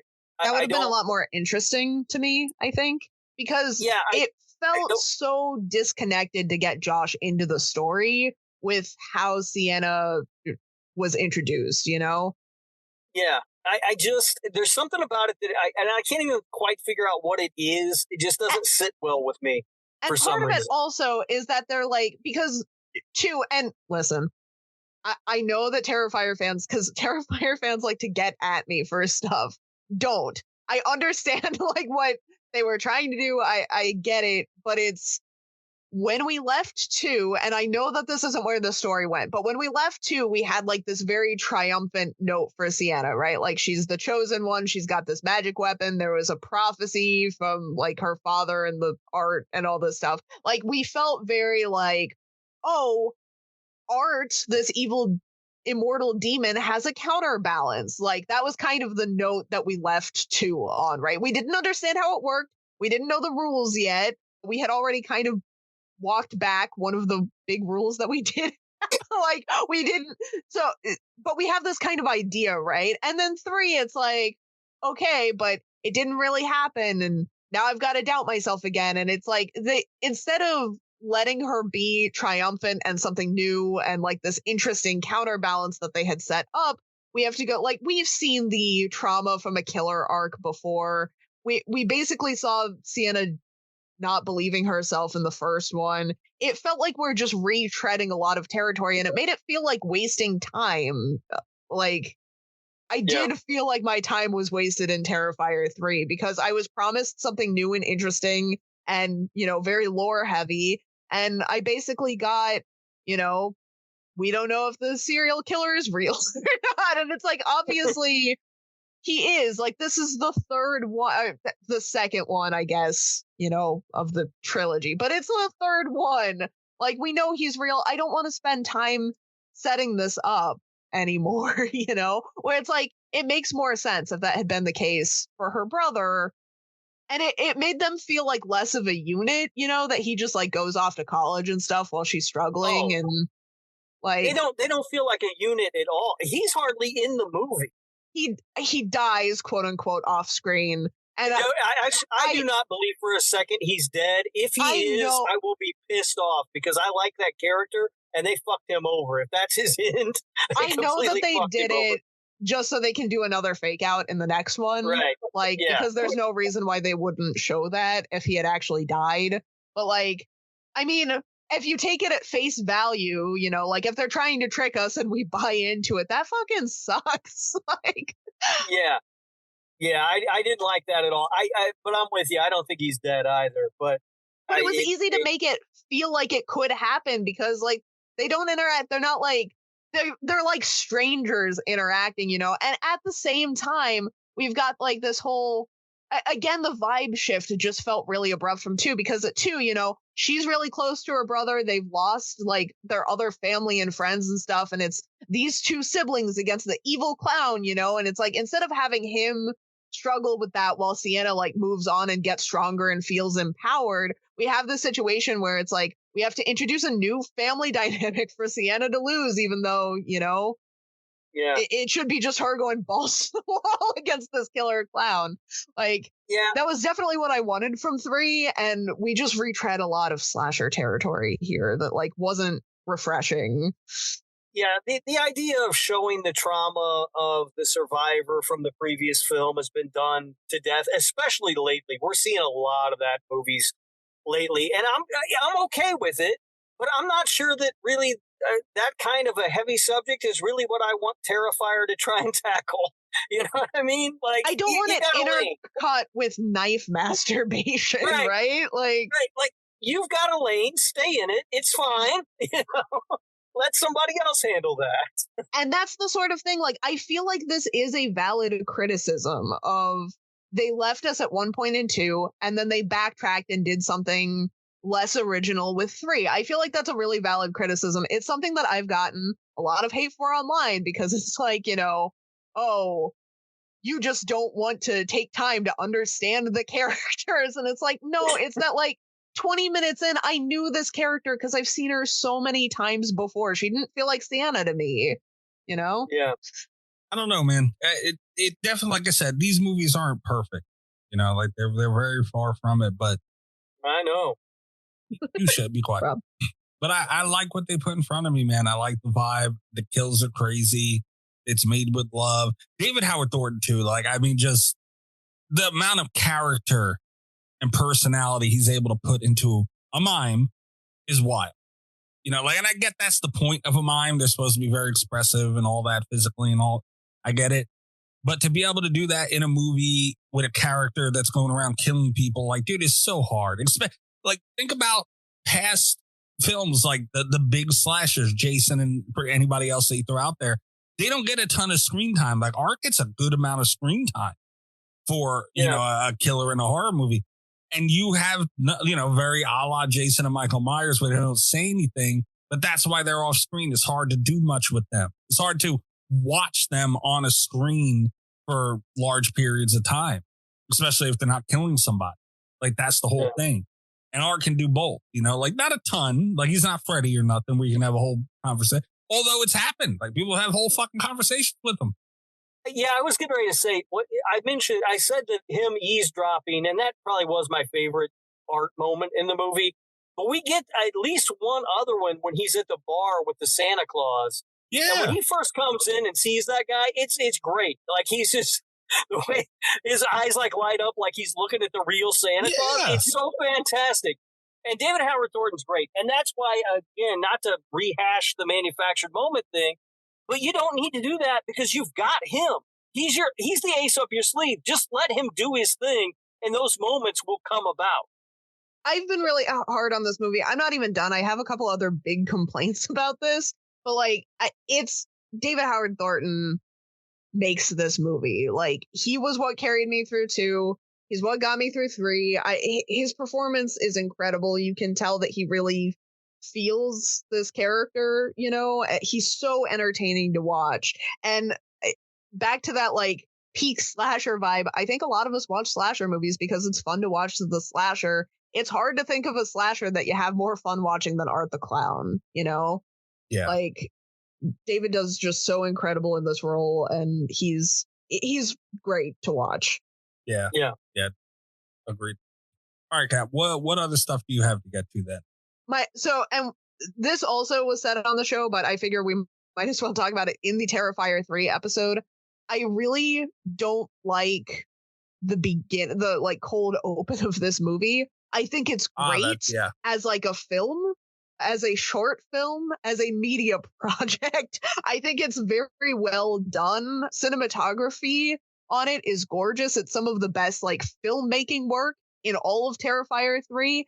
It really fucks with the rest of this movie. Like, and I think the one that we talked about for 2 was like Clown Cafe. If they had taken those out of the movie, lowered the runtime, and put that shit up as like a promotional material, put that up on YouTube or whatever, like, they're great pieces. But this one in particular, I felt like it really slowed down the runtime because it doesn't really relate that much to the story. And also, the way that it's put into the movie, like, we have this current time that Art the Clown is killing as Santa thing, and then we have to go back to Halloween to watch, you know, the villains age up to where we're at now, and then it's like present time 5 years later, and I'm like, what? And then he still has to like go get the Santa outfit that he wears in the beginning and stuff, and it's like, and it actually really ruined. No, I don't want to say it ruined my suspense. Like, my Terrifier immersion is so thin that it's like dangling by a thread or whatever. Like, it's a very silly movie objectively, but it's like it does kind of, because we have the Santa reveal in the beginning of the movie. So when he's in the bar with the Santas, it's like, well, we know how this is going to end. He's going to peel the face, like, you know, and then they kind of build it up like it's going to be some shocking big surprise. And it's like, it's not, because we watched Art the Clown dance around in this guy's beard at the beginning of the movie for like 20 minutes. What are you doing? Like, it really ruined the pacing. It ruined what otherwise could have been like one of my favorite scenes of the movie. Not ruined it, but like it definitely put a damper on the bar thing, you know, because I knew exactly where it was going, you know? Yeah, it has to be hard to cut that out of the movie, right? Because it is really good. Like, it's the best part of the movie. No, I mean, the cold open, I like a lot. And I get not wanting to not have that in your movie, but you're right. One, it doesn't have anything to do with anything else in the fucking movie at all, really. I mean, we get to see Art as Santa, but whatever. We can see that later. We see that at the mall. You know what I mean? Like, and so it is kind of weird. It goes on for a long time. And then the whole reason movies have those kind of cold opens is to get like a kill up front, because then they're going to spend time setting other stuff up and we're not going to get a kill for a little while. But this, we go right back to the killers and we get kills. And it's like, so it's not necessary. We follow them, we get more kills. And also, like, I talked about it ruining the bar scene because we know about, you know, the beard getting taken off. But also, it's like the whole thing that Sienna is going through, where she's like, where it's so urgent, you know, she's like, she's having panic attacks and she's like, we've got to get my brother home from college. We've got to be together. He's coming back. He's real. He's going to kill us. Like, she's freaking out and stuff. It loses a lot of urgency when you just remember, like, oh yeah, he's taking an exorbitantly long time killing a different family in the middle of nowhere right now. Like, because it takes place on the same night and you're like, oh boy. Like, yeah, it's just kind of messy, you know, and not in like a fun way, but in a, I really, really wish they brought in one editor that like wasn't connected to the, and because I agree with you, it's hard to take that out, right? Like, it's good cinema, right. but it's really good, and yet you don't want to lose that, but you don't really need it. And somebody has to make those decisions, and I feel like they're not making those decisions. I feel like they can't be trusted to make those decisions. Yeah. Honestly, I'm not super mad that it's at the beginning, and I feel like the order. I'm not mad it's in the movie, obviously. I feel like the order is a little off. I feel like it should have started with the night Terrifier 2 and them going into that attic thing. That's how the movie should have started. I think it would have been very ominous, would have been great, right? It should just pick right up and started there. So yes, I agree with you guys there. But honestly, I wouldn't be shocked if the backlash that they got for the whole trailer thing when they teased it and they had art at the Christmas tree, that scene, that opening of this movie could have been after the bar scene with the Santa. You could have just flipped off to him at a house doing all that stuff. Like that could have just been after the bar scene. He got the outfit. This is what he went and did with it. You could have just had that in there randomly after that and it would have worked fine and probably better. But I feel like the backlash for what happened, like everything on Twitter and everywhere else where people were pissed. Like, oh my God, Art's going to kill a kid. And how could they? I wouldn't be shocked if that had something to do with it being the open. I don't know. Yeah, maybe. I don't know. I see what you're saying, and it would work if they put it there. Absolutely. I still think it kind of ruins the tension, though, because it's like, again, Sienna's like, he's coming. And it's like, all right, pipe down. Yeah, and also they would have had to cut it much shorter because it goes on for a long time, and you can't drop something that long in the middle of your fucking movie without absolutely killing the pacing. But, that's true. Yeah, but it would have been just as out of place though as it at the beginning of the movie. Yeah, like it's just at a different point. I don't know. Yeah, I agree. But again, how do you not have it in there? I don't know. Maybe it was planned to be the open, and but because I thought that too, I was like, man, that's a weird thing to do. Is go forward, backwards, forward, and I was like, did it have something to do? Who knows? But either way, man, it doesn't bother me. You're right. It might have worked better there than in the middle of the movie with that long of a thing. It very well might have. I really think that they need to do Terrifier themed short films because this isn't the first complaint like this I've had in a Terrifier movie. And also just like, I think it could have worked better had it been there, had it been trimmed and like, had they moved it there. But also another take, like while we're suggesting random pitches for how to shorten Terrifier 3, another idea, did we need to go back to Halloween night at all? I don't know. Not really. Because again, I just feel like they're working against themselves. I didn't mind the scene. The Halloween vibe, I think, works better for Terrifier than the Christmas vibe did, at least for me. So I was happy to see them back. But then, like, watching them do a bunch of vile stuff to, like, go to sleep in an attic to get woken up 5 years later to do more vile stuff to each other before they chase Sienna, not helpful plot-wise, first of all. But also, like, it kind of ruins the suspense. Like, they go into the house and they're like, oh, what are we gonna find? And it's like, well, we know because we've watched them sleep all this time. Yeah. Now, I do want to point out, though, one thing, Kat. The going back to Halloween did lead to the absolute funniest thing in this movie to me. The best thing, the best joke, and it's so small, I don't even know if a lot of people noticed it or not. When Art goes back to the hospital and they kill the people there and he gets his new head. Yeah. They cut to a scene of him and Vicky riding the subway or the train or whatever.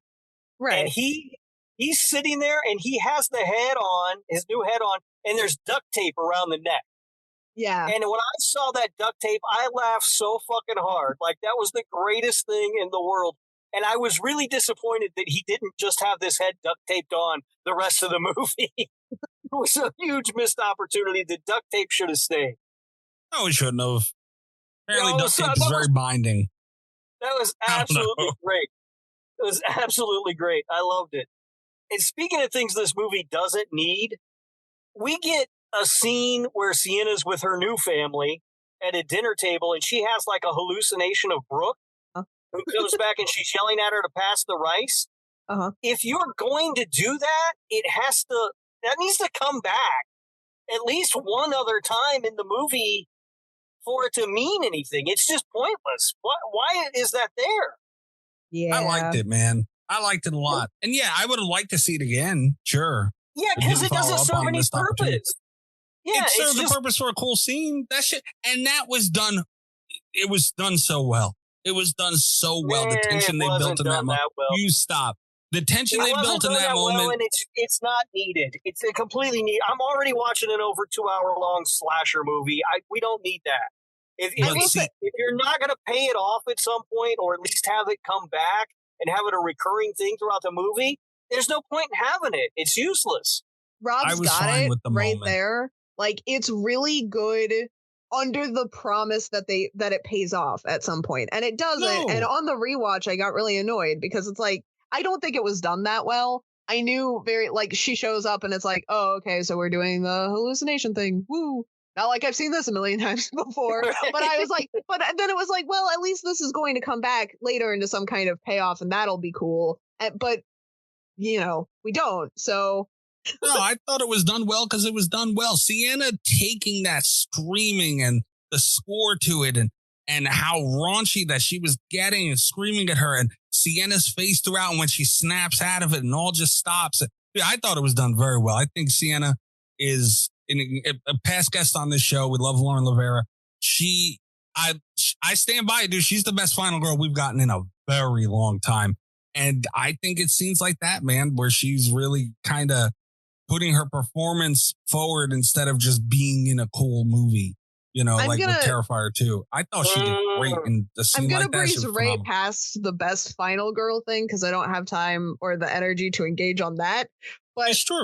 I will say, I think what's happening right now is you're confusing Lauren Rivera giving an incredible performance with the entire scene being done well. Like, her performance, she's a very good counterbalance to David Howard Thornton. Like, she's a very good final girl performer. She is very believable. She gets into what she's doing. I think she makes the most of the script.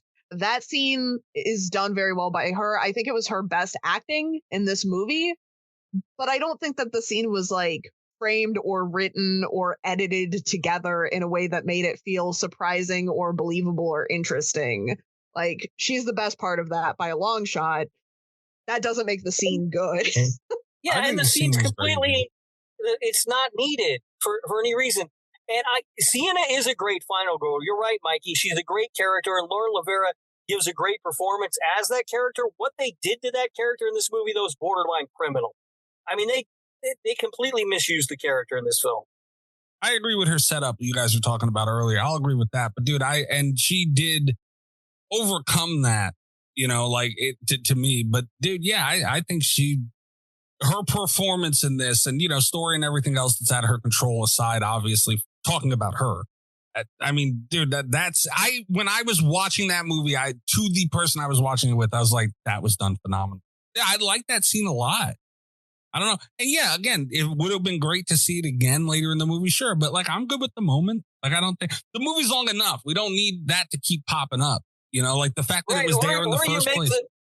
You make the movie better and shorter by not having that at all. If it's not going to pay off. I wouldn't have wanted to lose sense. That. That's the problem, I think, with this entire, I would say, at least the last two movies. There's too much shit that doesn't need to be there that doesn't make any sense. There's other stuff in the movie I'd lose before that, by far. That's how you're talking about how it works for you that you can't see anything coming, and that he's playing by his own rules and stuff. But it's it is very frustrating. This is one of the where story structure helps sometimes is because it's a lot more satisfying to be surprised when you're being when you're in on the story, when they've thought of you. And that's the kind of simple trick that would make twists a lot more effective. When you set up a psychological issue to follow it through and let it have a payoff and stuff. That's the kind of storytelling symmetry that makes it satisfying when when our expectations are subverted, because it's not just anything can happen at any time for any reason. There's a pattern that's being subverted. This really does just kind of feel like nonsense sometimes. I think it served its purpose, man. They were the thing they were trying to get across was that she has problems. The new family didn't want her. The dad didn't want her there, and she's too much, and she's gone through too much. She's not well yet. That came up a lot, and it was just showing you a taste of what she is and why they feel that way and what she's going through. It did what it needed to do. They beat us over the head with that, though. It was constant with that. So you don't need that scene that doesn't pay off at any other point if you're just going to constantly beat me over the head with the same point over and over again. I don't think there's a payoff for it, though. What do you pay off with that? Doing it again? Well, That's not a payoff. If he's got to come back at some point in the fucking story, that's the whole point of setting something like that up. She's fucked up in the head. That's it. That's the point. But you don't need that to illustrate that point. We already got that. We see her being released from a psychiatric hospital.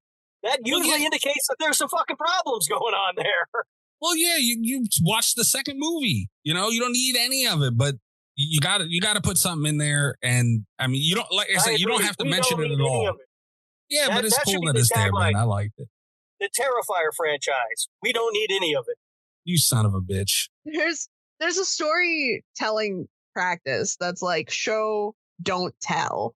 And you're right. Like, that does show us that she's not well, but it doesn't show us, like, it shows us where she's at in that moment, but without it coming back. And it didn't even have to come back, but, like, without her kind of having a satisfying, like, without it meaning anything for the payoff of the film, that's all it does. And that is immediately undone because he also tells. Like, this is a very much show and tell situation, which I think is why it's so long of a movie. Like, that wasn't a concept that I think needed spelled out multiple times. Like, I'm kind of with Rob on this one. It was a lot. They tell us that again and again and again that she's not well, and we have to have that whole conversation with the family about how she's not well, you know? And it's like, I don't know. It's a lot. That's fair. All right, are we ready to get into scores, reviews, facts, and all that stuff? One other spot of love I want to give to this movie, another great moment, is Art at the beginning. We talked about the cold open, but he does eat the cookies at the end of the cold open and does the dishes, and I really appreciated that. Of course, that's Art shit, man. What this character is turned into is incredible. The limits it has, but how limitless it is because of David Howard Thornton is absolutely insane. Yeah, him doing the dishes I thought was great.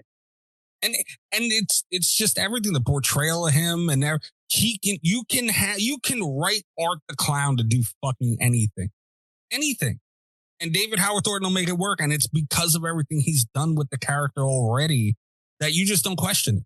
Like, he can do anything. He can be as silly, stupid, friendly even, and absolutely the most vicious, arguably, obviously, the most vicious horror villain we've ever seen. You know, he has that range, which is wild. I want to throw something out here as well, because, like, I feel like I've been very negative. I had a really bad time watching this today, and that was not entirely the movie's fault. I had a kind of a bad time watching it in theater, and that one was more the movie's fault, but I felt a lot more moderate about those opinions when I was having a better day. I have been really harsh on it, and part of the reason is because even though I like the outlier proof of concept movie best, I had really high hopes for Terrifier 3. Like, I love the cast and the crew and the passion that goes into these things, and it sucks to feel let down by that. But I do still have, like, a lot of love for the overall franchise, if not this particular installation. And to end on a good note, I talked a lot about how inventive and praiseworthy the overly ambitious effects were in Terrifier 2. I feel like they really found their stride in Terrifier 3. I don't think that they were as ambitious or interesting because of the way that the kills were written, but I do think that the effects looked great and they looked a lot more consistent. Like, I feel like they found their style of Terrifier kills in this one. And that's not nothing. Like, that's a huge... that meant a lot to me, especially on the rewatch. Oh, yeah. Yeah, the effects are great again, you know, and yeah, I noticed that as well. It's a lot more consistent, and it was kind of up and down with the effects in the last film as far as what looked great, what looked good, and what looked funky. You know, there was a lot more of a range for that, and here it was a lot more honed in. Yeah, man, I mean, I like that this is Art's thing. You know, like, gore for gore's sake is not something that I'm usually a fan of. Yeah. And it's just his thing, you know, like it's not like a lot of movies after Saw, especially like there was a lot of movies just kind of threw blood at the screen and figured they'd have success because that's, you know, just kind of what happened after Saw. And I don't like that. Like I am the first person to tell you if it makes sense, I'm there for it. Give me all you got. If it doesn't and you're just doing it for no reason, then you're not going to impress me. You'll lose points. But yeah, no, it's just somehow it works for them. And now we know, like that was the thing with the second one. It's like, oh, it's just blood for blood. It's like, all right, well now it's just what he's going to do. That's what these movies will be, point blank period. That's just how it is. And I'm all right with that. And it's nice to see them, like they experimented a lot with 2. Yeah. We talked in our episode about 2 about how like they had the extra time, you know, with it because of filming delays and, you know, so they just went kind of crazy with some stuff. They took a lot of big risks. It was really nice to see that like they had a whole scale of styles and quality effects that they could use. And 3, they dedicated like more time and effort to hitting top tier every single time. Like, and you do still see it.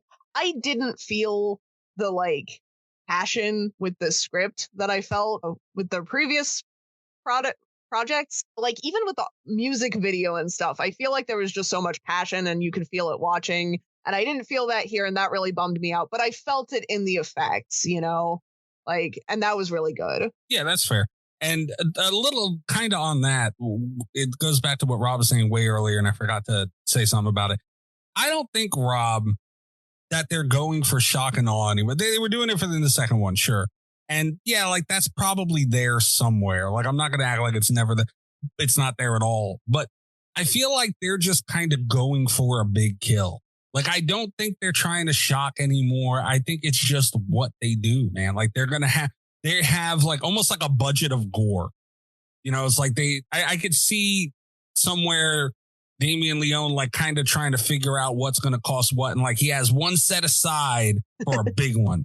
You know what I mean? And that's just kind of going to be their grandiose. And that was obviously the chainsaw here and the bleach in the last one and the long ways in the first one. And like, it's just that shock. I don't even think they were trying to shock in the first one. I think they were just doing something crazy with the long ways, you know, and it just was done so well that it kind of took off. Yeah, the second one with the bleach, obviously that was just absurdity all the way around.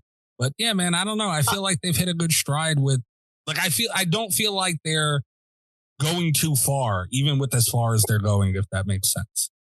I feel like they kind of didn't go far enough almost in 3 sometimes. That's fair, but I'm glad they didn't. So is it safe to say we all 3 made it through without passing out or puking? I did not pass out or puke. Well, I did pass out, I guess, technically today. Oh, Cat, you wimp. But it was more like how you passed out during funny games. So oh, you were bored? I was so bored. No, but I do say, because like we talk about it being like for shock value, and to their credit, like to the filmmakers' credit and everyone on the staff, I also don't think that's what they were trying to do. Like 1 felt very organically gross, you know, like they were having fun. Audiences were getting grossed out. 2, they had the extra time on that particular set. So they were just like, what else can we do? And I love that for them. And I think it's very funny that audiences passed out and got scared. So yeah, maybe 3 is just them kind of like leveling back out. And which is good. You know, it didn't work so much for me, but that's because I was already tuned out of the story. You know, it's not like I was knocking points off for it not being gross enough, you know? Yeah. I just don't want them to get to the point where we got to be more blood and like, no. You just got to do it better. You know, it doesn't need to be bigger. It needs to be better. And I feel whether they achieved it or not, it seems like that's what they were going for here. Yeah, I can see that. Yeah, like I'm just glad they didn't go with like, you know, the fucking elevator from The Shining or nothing. You know what I mean? Like, just don't go overboard for the sake of going overboard. Which was a fear of mine. That may be the case, and maybe it was just sort of my expectations going in because of how the second one was. You'd have hated them for doing it, though. And because the way they marketed the movie, you know what I mean? Like, I don't know that was really a complaint. I feel like if that's what you're going to go for, then you have a shelf life for how many of these, because you can't constantly shock people. You know, when people start going to the movie with such high expectations of being shocked, it's almost impossible to reach that bar. You know what I mean? Like it's never going to be enough. And not to, but I not to be mean to Saw in front of Cat, but I feel like that kind of is what happened eventually with Saw, where it was like, oh my God, what the fuck next? And it was like, okay, that it's too much. I don't know. Like that's kind of where it got. 100% right, because Saw, the original Saw movie was very tasteful. They cut away. They don't really show you that much. It's, like the traps are big and bombastic and scary, but they were very careful about what they show. 2 was even better. Like they doubled down. By that point, they had such a reputation for being gore, like gross out, disgusting films that I feel was unearned, that they really went for it in 3. And there's a weird balance from 3 onward. Yeah. It's like, then where do you go? But like once we show open brain surgery, I guess we've got to do like the full autopsy, and like we just got to keep. That's just torture porn crap. Nobody cares. That's what those things turn into, and then I don't like it. Again, Saw 1, Saw 2, even Saw 3, I'll give it. It was for a reason. Give me all you got. Fine. And that was my biggest problem with Saw, but again, that's kind of, what do you do? If Saw's coming back and the reputation it had, what do you do? It's got to be the elevator from The Shining, Yeah. And that's a dangerous direction to go. It's fun to watch at the beginning, but it's going to turn into shit sooner than later. And they didn't let it turn into shit. Anyway. Also, Rob over here calling Saw nothing but torture porn. Having a complete story wrap up while building lore that he wanted for Terrifier, we have it in Saw. Saw does that. Yeah, the early Saw torture porn garbage. No, the early Saw movies were not, though, Rob. Come on. Nah, it's all garbage. Unbelievable. All right. We ready to get into facts and stuff? Yeah, I'm really glad that I found this review that's going to annoy Rob now, because he's being mean to Saw. Okay, so I'm actually going to annoy Rob more with the reviews, or with the ratings, if I'm being honest. Terrifier 3 has an official tomato meter certified fresh 77% from critics. Yeah, fuck. Really? 77? 77. From critics. It's low. It's something. The popcorn meter is at 85%. All right, I'm not surprised by that. Yeah, from audiences. IMDb, to no one's surprise, has it at a 6.4. I feel like 6.4 is kind of the default rating for IMDb. Yeah, they just start everything at a 6.4 and then wait to see if reviews come in real positive or real negative, and they have to change it. That's just, everything's set at a 6.4. Yeah. I do have a couple reviews for this. We might have, I don't know how Rob is going to feel about this first review, but I included it specifically because this might be our first candy bar from Letterboxd. Usually the Letterboxd reviews are like short and snappy. This one is a time. 3, 1.5 stars. An abominable voyeuristic extravaganza with little to offer other than cause offense to the masses and increase the cult-like devotion it already has. Reopening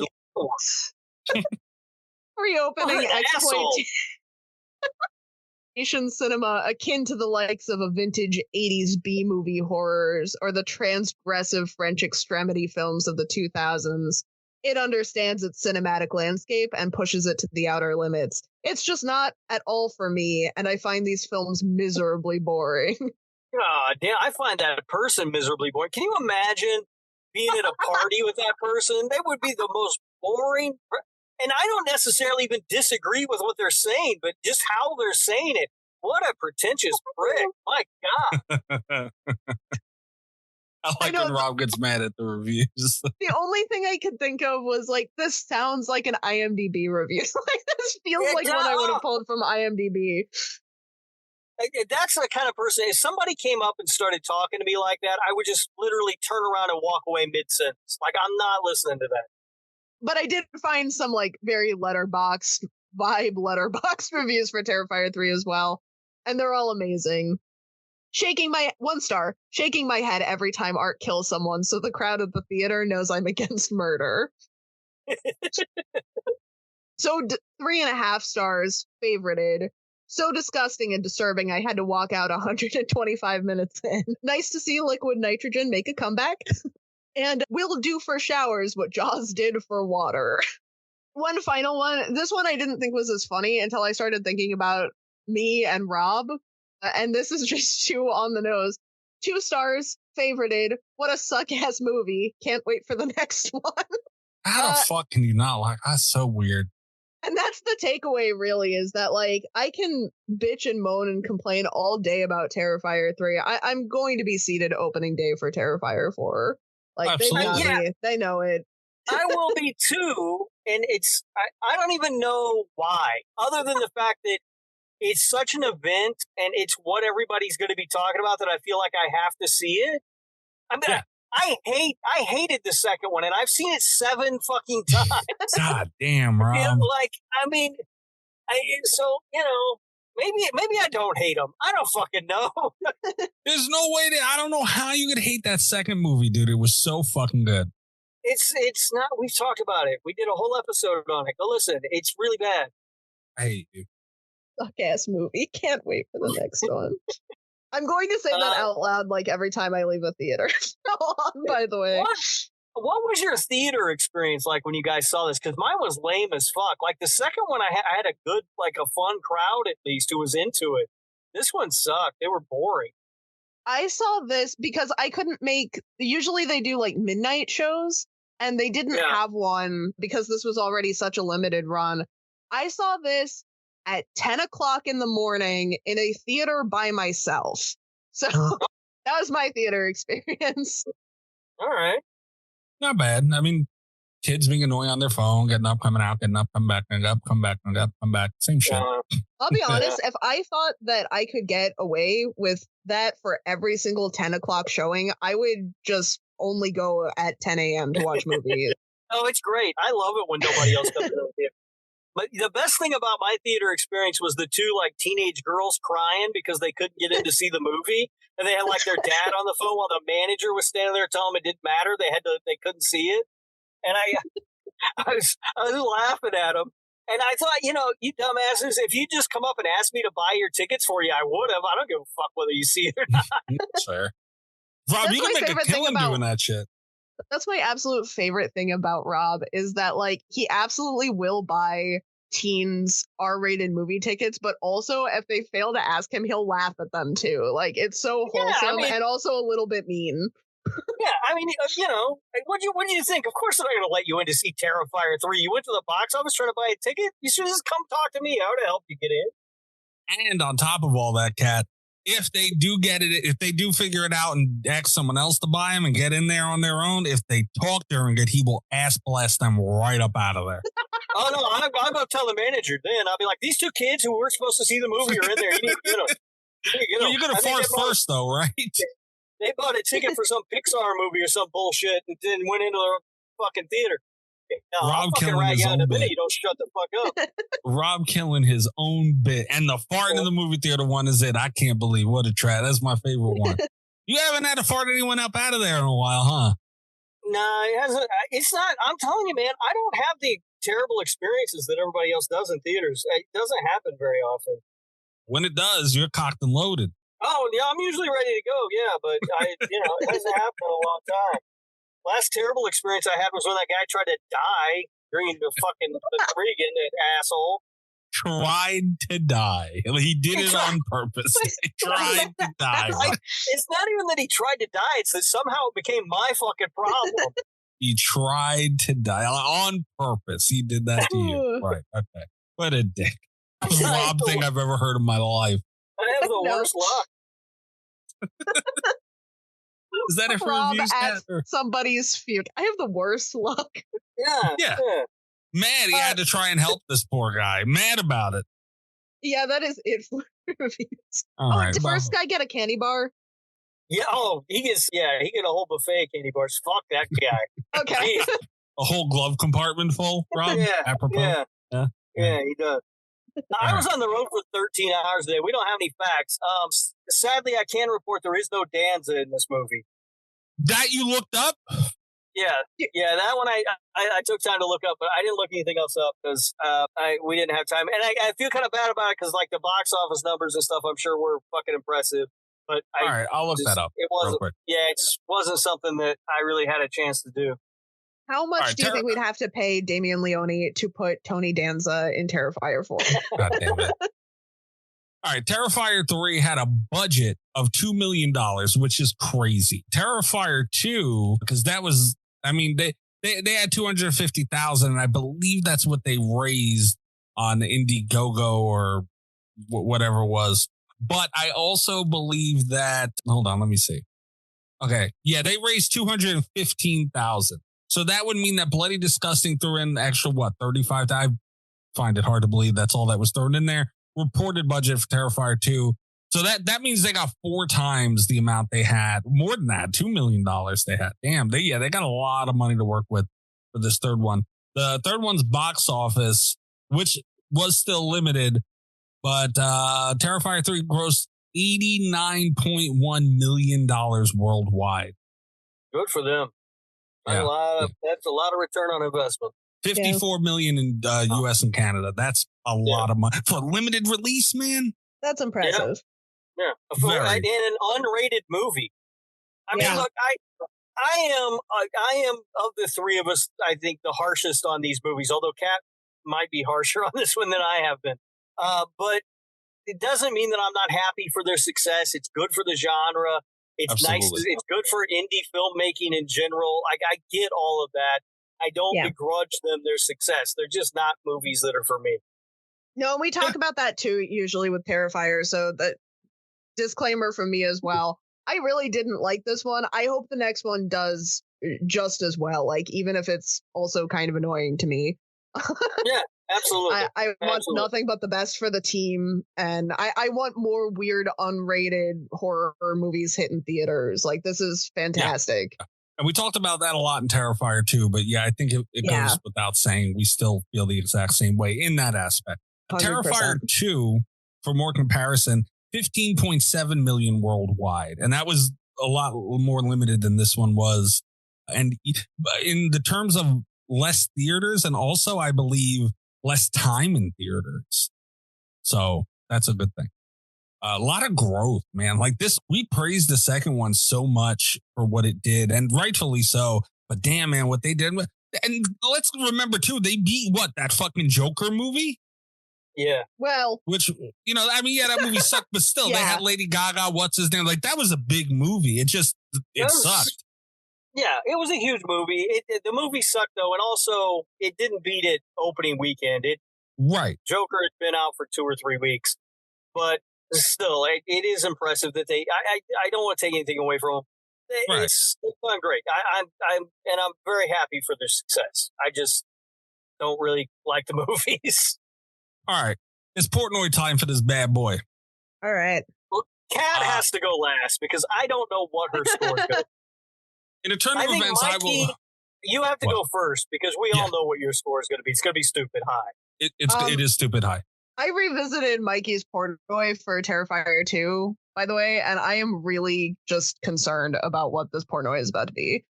You guys know I love these movies, man. Yeah, I was going to say in a turn of events, I should go first, and I do have my Portnoy prepared this time. Usually I'm still kind of in the air, and it's hard for me to come down on a number. I am ready for this one. And I did look at my past Portnoys as well.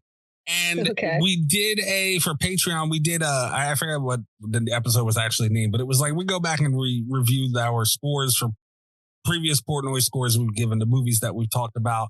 And we've been going back and revising them. I feel like we need to continue because we talked about whether or not that should continue or not. Mm-hmm. It needs to continue at least a little bit longer until we get to this one. Terrifier 1, I need to adjust my score and lower it a smidge because I've rewatched it since we've talked about it. And also kind of like the shark movie thing where I have a scale. I have a scale for my movies I really like as well. Considering my score for Terrifier 2, which was a 9.3, my score for Terrifier 1 was an 8.9, which I'm going to have to drop a little because I believe that Terrifier 3 is an 8.8. This is the score I come down with. Oh. I think it was a great movie, man. We didn't even talk about the fucking exploding Christmas gifts. Like, dude, it's just such a fun movie. You never know what's coming. And it's a lot of cool shit with a really cool villain. And, you know, we know the crew a little bit. They've been on the show, Lauren Lavera and David Howard Thornton. And they are just regular actors that are also horror fans. That's it. And they can't even, they're more shocked than we are the success of these movies, you know? It's just the work that they put into and the love that they put into it. And, you know, like it's just all around. These are movies for me. I'm going to love these movies. I love Art the Clown. His range is absolutely incredible. And that's where I'm sitting, man, an 8.8 for this movie. All right, fair enough. Yeah. That is actually more reasonable than I thought it was going to be. Yeah, I got to adjust Terrifier, though, when the time comes. It has to go. And I've rewatched it, too. And Terrifier 2? Because that was the one that really surprised me. Terrifier 2 stays where it's at. Oh, okay. Yeah, Terrifier 1 has to go down a smidge. Okay. Oh, I have to drop my Terrifier 1 score by about 2/3. I don't know what I was thinking with that score. Like, I get that like a 6. 6.3. Yeah, I don't know what the hell I was thinking. You watched it and you were being objective is what happened. Now you just filled with Terrifier hate, you prick. No, dude, I don't even, I wasn't even nice to the movie on the fucking episode. You were not nice to the movie on the episode. Yeah, like, I don't even know why I did it. But anyway, just talking about this movie, this is the best of the franchise, in my opinion, so far. I was harsh during the discussion about the movie because I think it has still a lot of problems. It just has less problems than the others. I think the performances are really good. I don't like the direction they took the story all that much. But it is the best of the Terrifier movies. I gave it a 5.2. Wow. What the fuck? Damn, what are you going to do to that Terrifier score? Oh, that's I told you, it's coming down by about 2/3. That's going to... You got to watch Terrifier again before you drop it. Fair? Terrifier 2 7 times. You can watch Terrifier one more time. It's a lot shorter. Yeah, you'll be all right. All right. Kat, what are you doing here? So I do not feel like Rob.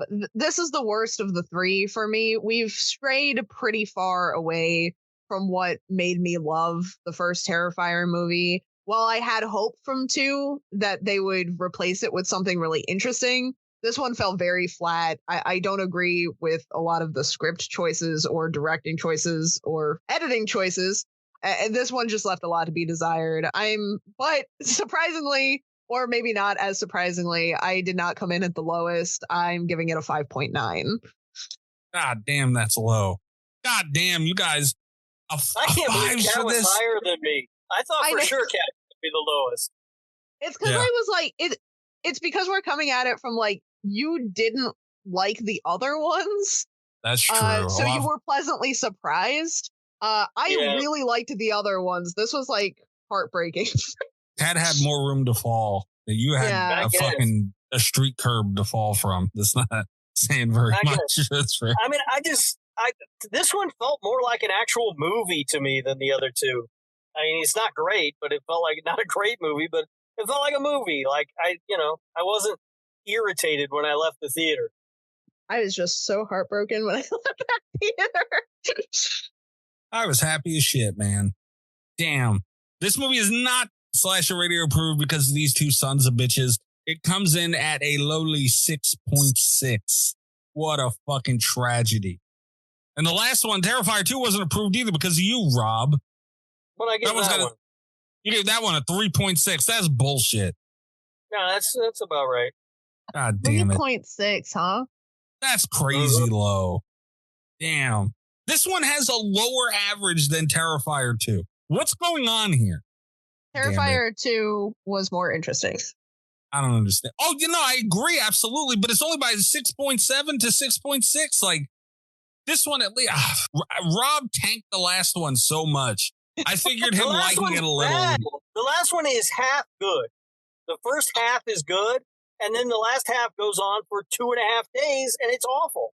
All right, feel how you feel, but I'm just saying I thought that would balance this one out to a degree, to where at least the overall score would be better. Well, don't yell Goddamn. about that's Cat. Cat's the one who dropped off. I went up. Not by much. Not by enough. What the hell's wrong with you, man? 5.2. All right. If you want, I can lower my Terrifier 2 score, but I won't feel don't good touch about it. Okay. No. Well, leave it alone. You should feel good about it. All right, Patreon. As the person who's seen that movie the most, I can tell you it's not good. You've seen that movie a lot. secretly loves Terrifier 2. No, you know what it is? I keep getting sucked into like watch parties where people I know are watching it, and then so I end up watching it with them, and I'm, the whole time making it a really pleasant experience for everybody. Oh, I was just gonna say I've watched movies with you. With movies you like, you're a pain in the ass, let alone something you don't like. Jesus Christ. Patreon.com/radio. Tier starting as low as $3 a month. Support the show. You can get a 1-week free trial to the Patreon where you will be able to listen to as much content as you want. I forget who I was talking to. Somebody asked actually it was Aggie, if the older episodes, if there was anywhere that she could listen to that. The Patreon is where you can do that. The old episodes, they suck. I'm just going to let you know. Patreon. Yeah. But I don't know, growth and everything. Like, I like listening. Like, if I start on a show, like a new podcast that I'm listening to, I'll listen to their older stuff just to see where they've, you know what I mean? Like, I don't know. I like stuff like that. Yeah. So, yeah, you can do that. You can also gift subscriptions to the Patreon, by the way, as well. So, just throwing that out there. That's a new feature. It is the holiday season. For the holiday season, you can really annoy your least favorite Terrifier fan. We're backed up with Patreon show ideas. Like this week, we have the damn ring thing from Allie's stream that we have on Patreon. You can listen to that. You can watch that over on the Patreon. Kat has something coming up that's holiday themed. Rob, you said you had another game. We have the Patreon power rankings that are coming up soon. A lot of talk about that too that I've seen, Rob. Oh, really? Yeah, a lot of implications and things like that. Aggie was wondering about this text message and Black Friday, if that's going to affect her score. There's a lot of things going on. Be revealed in time, Aggie. Right. Carly just got thrown in the mix. That's a new patron to see where she goes. A lot of stuff going on over there. Also, though, I mentioned not too long ago, we haven't done a sexy time with Rob in a while, so I've seen some rumbling on that as well. So it looks like we might be due for that. A lot going on the Patreon. Wait, rumbling or grumbling? A little bit of both. We do the grumbling. They like doing that shit to us. We're the ones that grumble. They're the ones that rumble. Right. Literally and figuratively, I guess. Well, also, the year-end killer beats, we got to get that in at some point. We're backed up. Yeah. So, yeah, patreon.com/radio, man. Support the show. It is a very low monetary way to support the show. Also, reviewing the show on iTunes, Spotify, wherever you're listening. That is a free way to support the show. And also, you give us a follow on Twitter, Blue Sky, YouTube, and TikTok for now at /radio. For now. For now. I'm going to be so happy the day I don't have to upload to that damn site anymore. And that's really it. I'm at Mikey's Dead. Rob, where they find you? You can find me on Blue Sky at Radio Rob 123. You can listen to the other show that Kat and I do together, the Nick fucking Woo Cagecast. That is Nick effing Woo Cagecast in your podcast player. We just did our episode on Joe, and we've got an episode on some movie called Rage coming up, whatever the hell that is. Sounds interesting. Yeah. Stop talking shit about me too at the end of the shows, man. I didn't do that. Yes, you did. You said as much fun as I let you guys have or something like that this last week. Stop it. I don't remember that. We'll start having my legal team listen to those shows. Slander. We're allowed to say on... Yeah, say over there. Go ahead. That's something you did. Here's the new challenge. Go ahead. Say on this week's episode of Rage on the Nick F. and Woo Cagecast. Go ahead and do it. Good idea. I was thinking of that the other day. Because I got done listening to you guys' episode, and I said, well, at least they're not talking about my ass anymore, even though that's annoying. And I said, you know what? Like, he's still not the same. Like, I shouldn't have had to deal with the butt thing as long as I did. I'm like, why didn't he say that was the same day you told me that some got through or whatever. I was like, you didn't fucking say you don't got to bleep it over there. Say it over there. You're gonna have to remember all those bleeps that just came in, Mike. It was the end of the show that got us last week. Ah, shit. Yeah, see, and now I'm like in wrap-up mode, so that's probably what happened. I didn't note it down. End of show. And me. All right. There we go. Kat, where are they finding you? You can find me on Blue Sky or Instagram, Cat Voleur, Voleur. You can check out my website, catvoleur.com. You can buy Tasteful, a literary cannibal anthology that is out now because podcast time is weird. Hell of a deal. All of the proceeds go to the Phil Abundance. Read some spooky cannibal stories. What is that, Cat? Phil Abundance Yeah. is a food bank located in Philadelphia. Nice. I like that. Absolutely. Definitely go support that. All right, guys, we will be back next week with our pick for the Christmas battle. You guys got me fucked up now with the Christmas battle that we have with the patrons. We don't have a name for it. It's not the shit they've been saying. You almost said it. I almost said it. Join us next week for the climax of the. Good night from Slasher. What the fuck is that? You can't say that. Good Lord. I'm going to have to beat Climax too, right? No? God damn it. Climax. Circle jerk. Out. God damn. How do you find ways to make things worse? I've been sitting on that for like the last hour. You son of a bitch. There's so many things. Like, it's bad. People can come up with things that are annoying and pain in the ass. Fine. It happens every day. You make things worse. Fuck. But I make your life so much better, Mikey. He's lifting you up. All the best of Slasher Radio Podcast.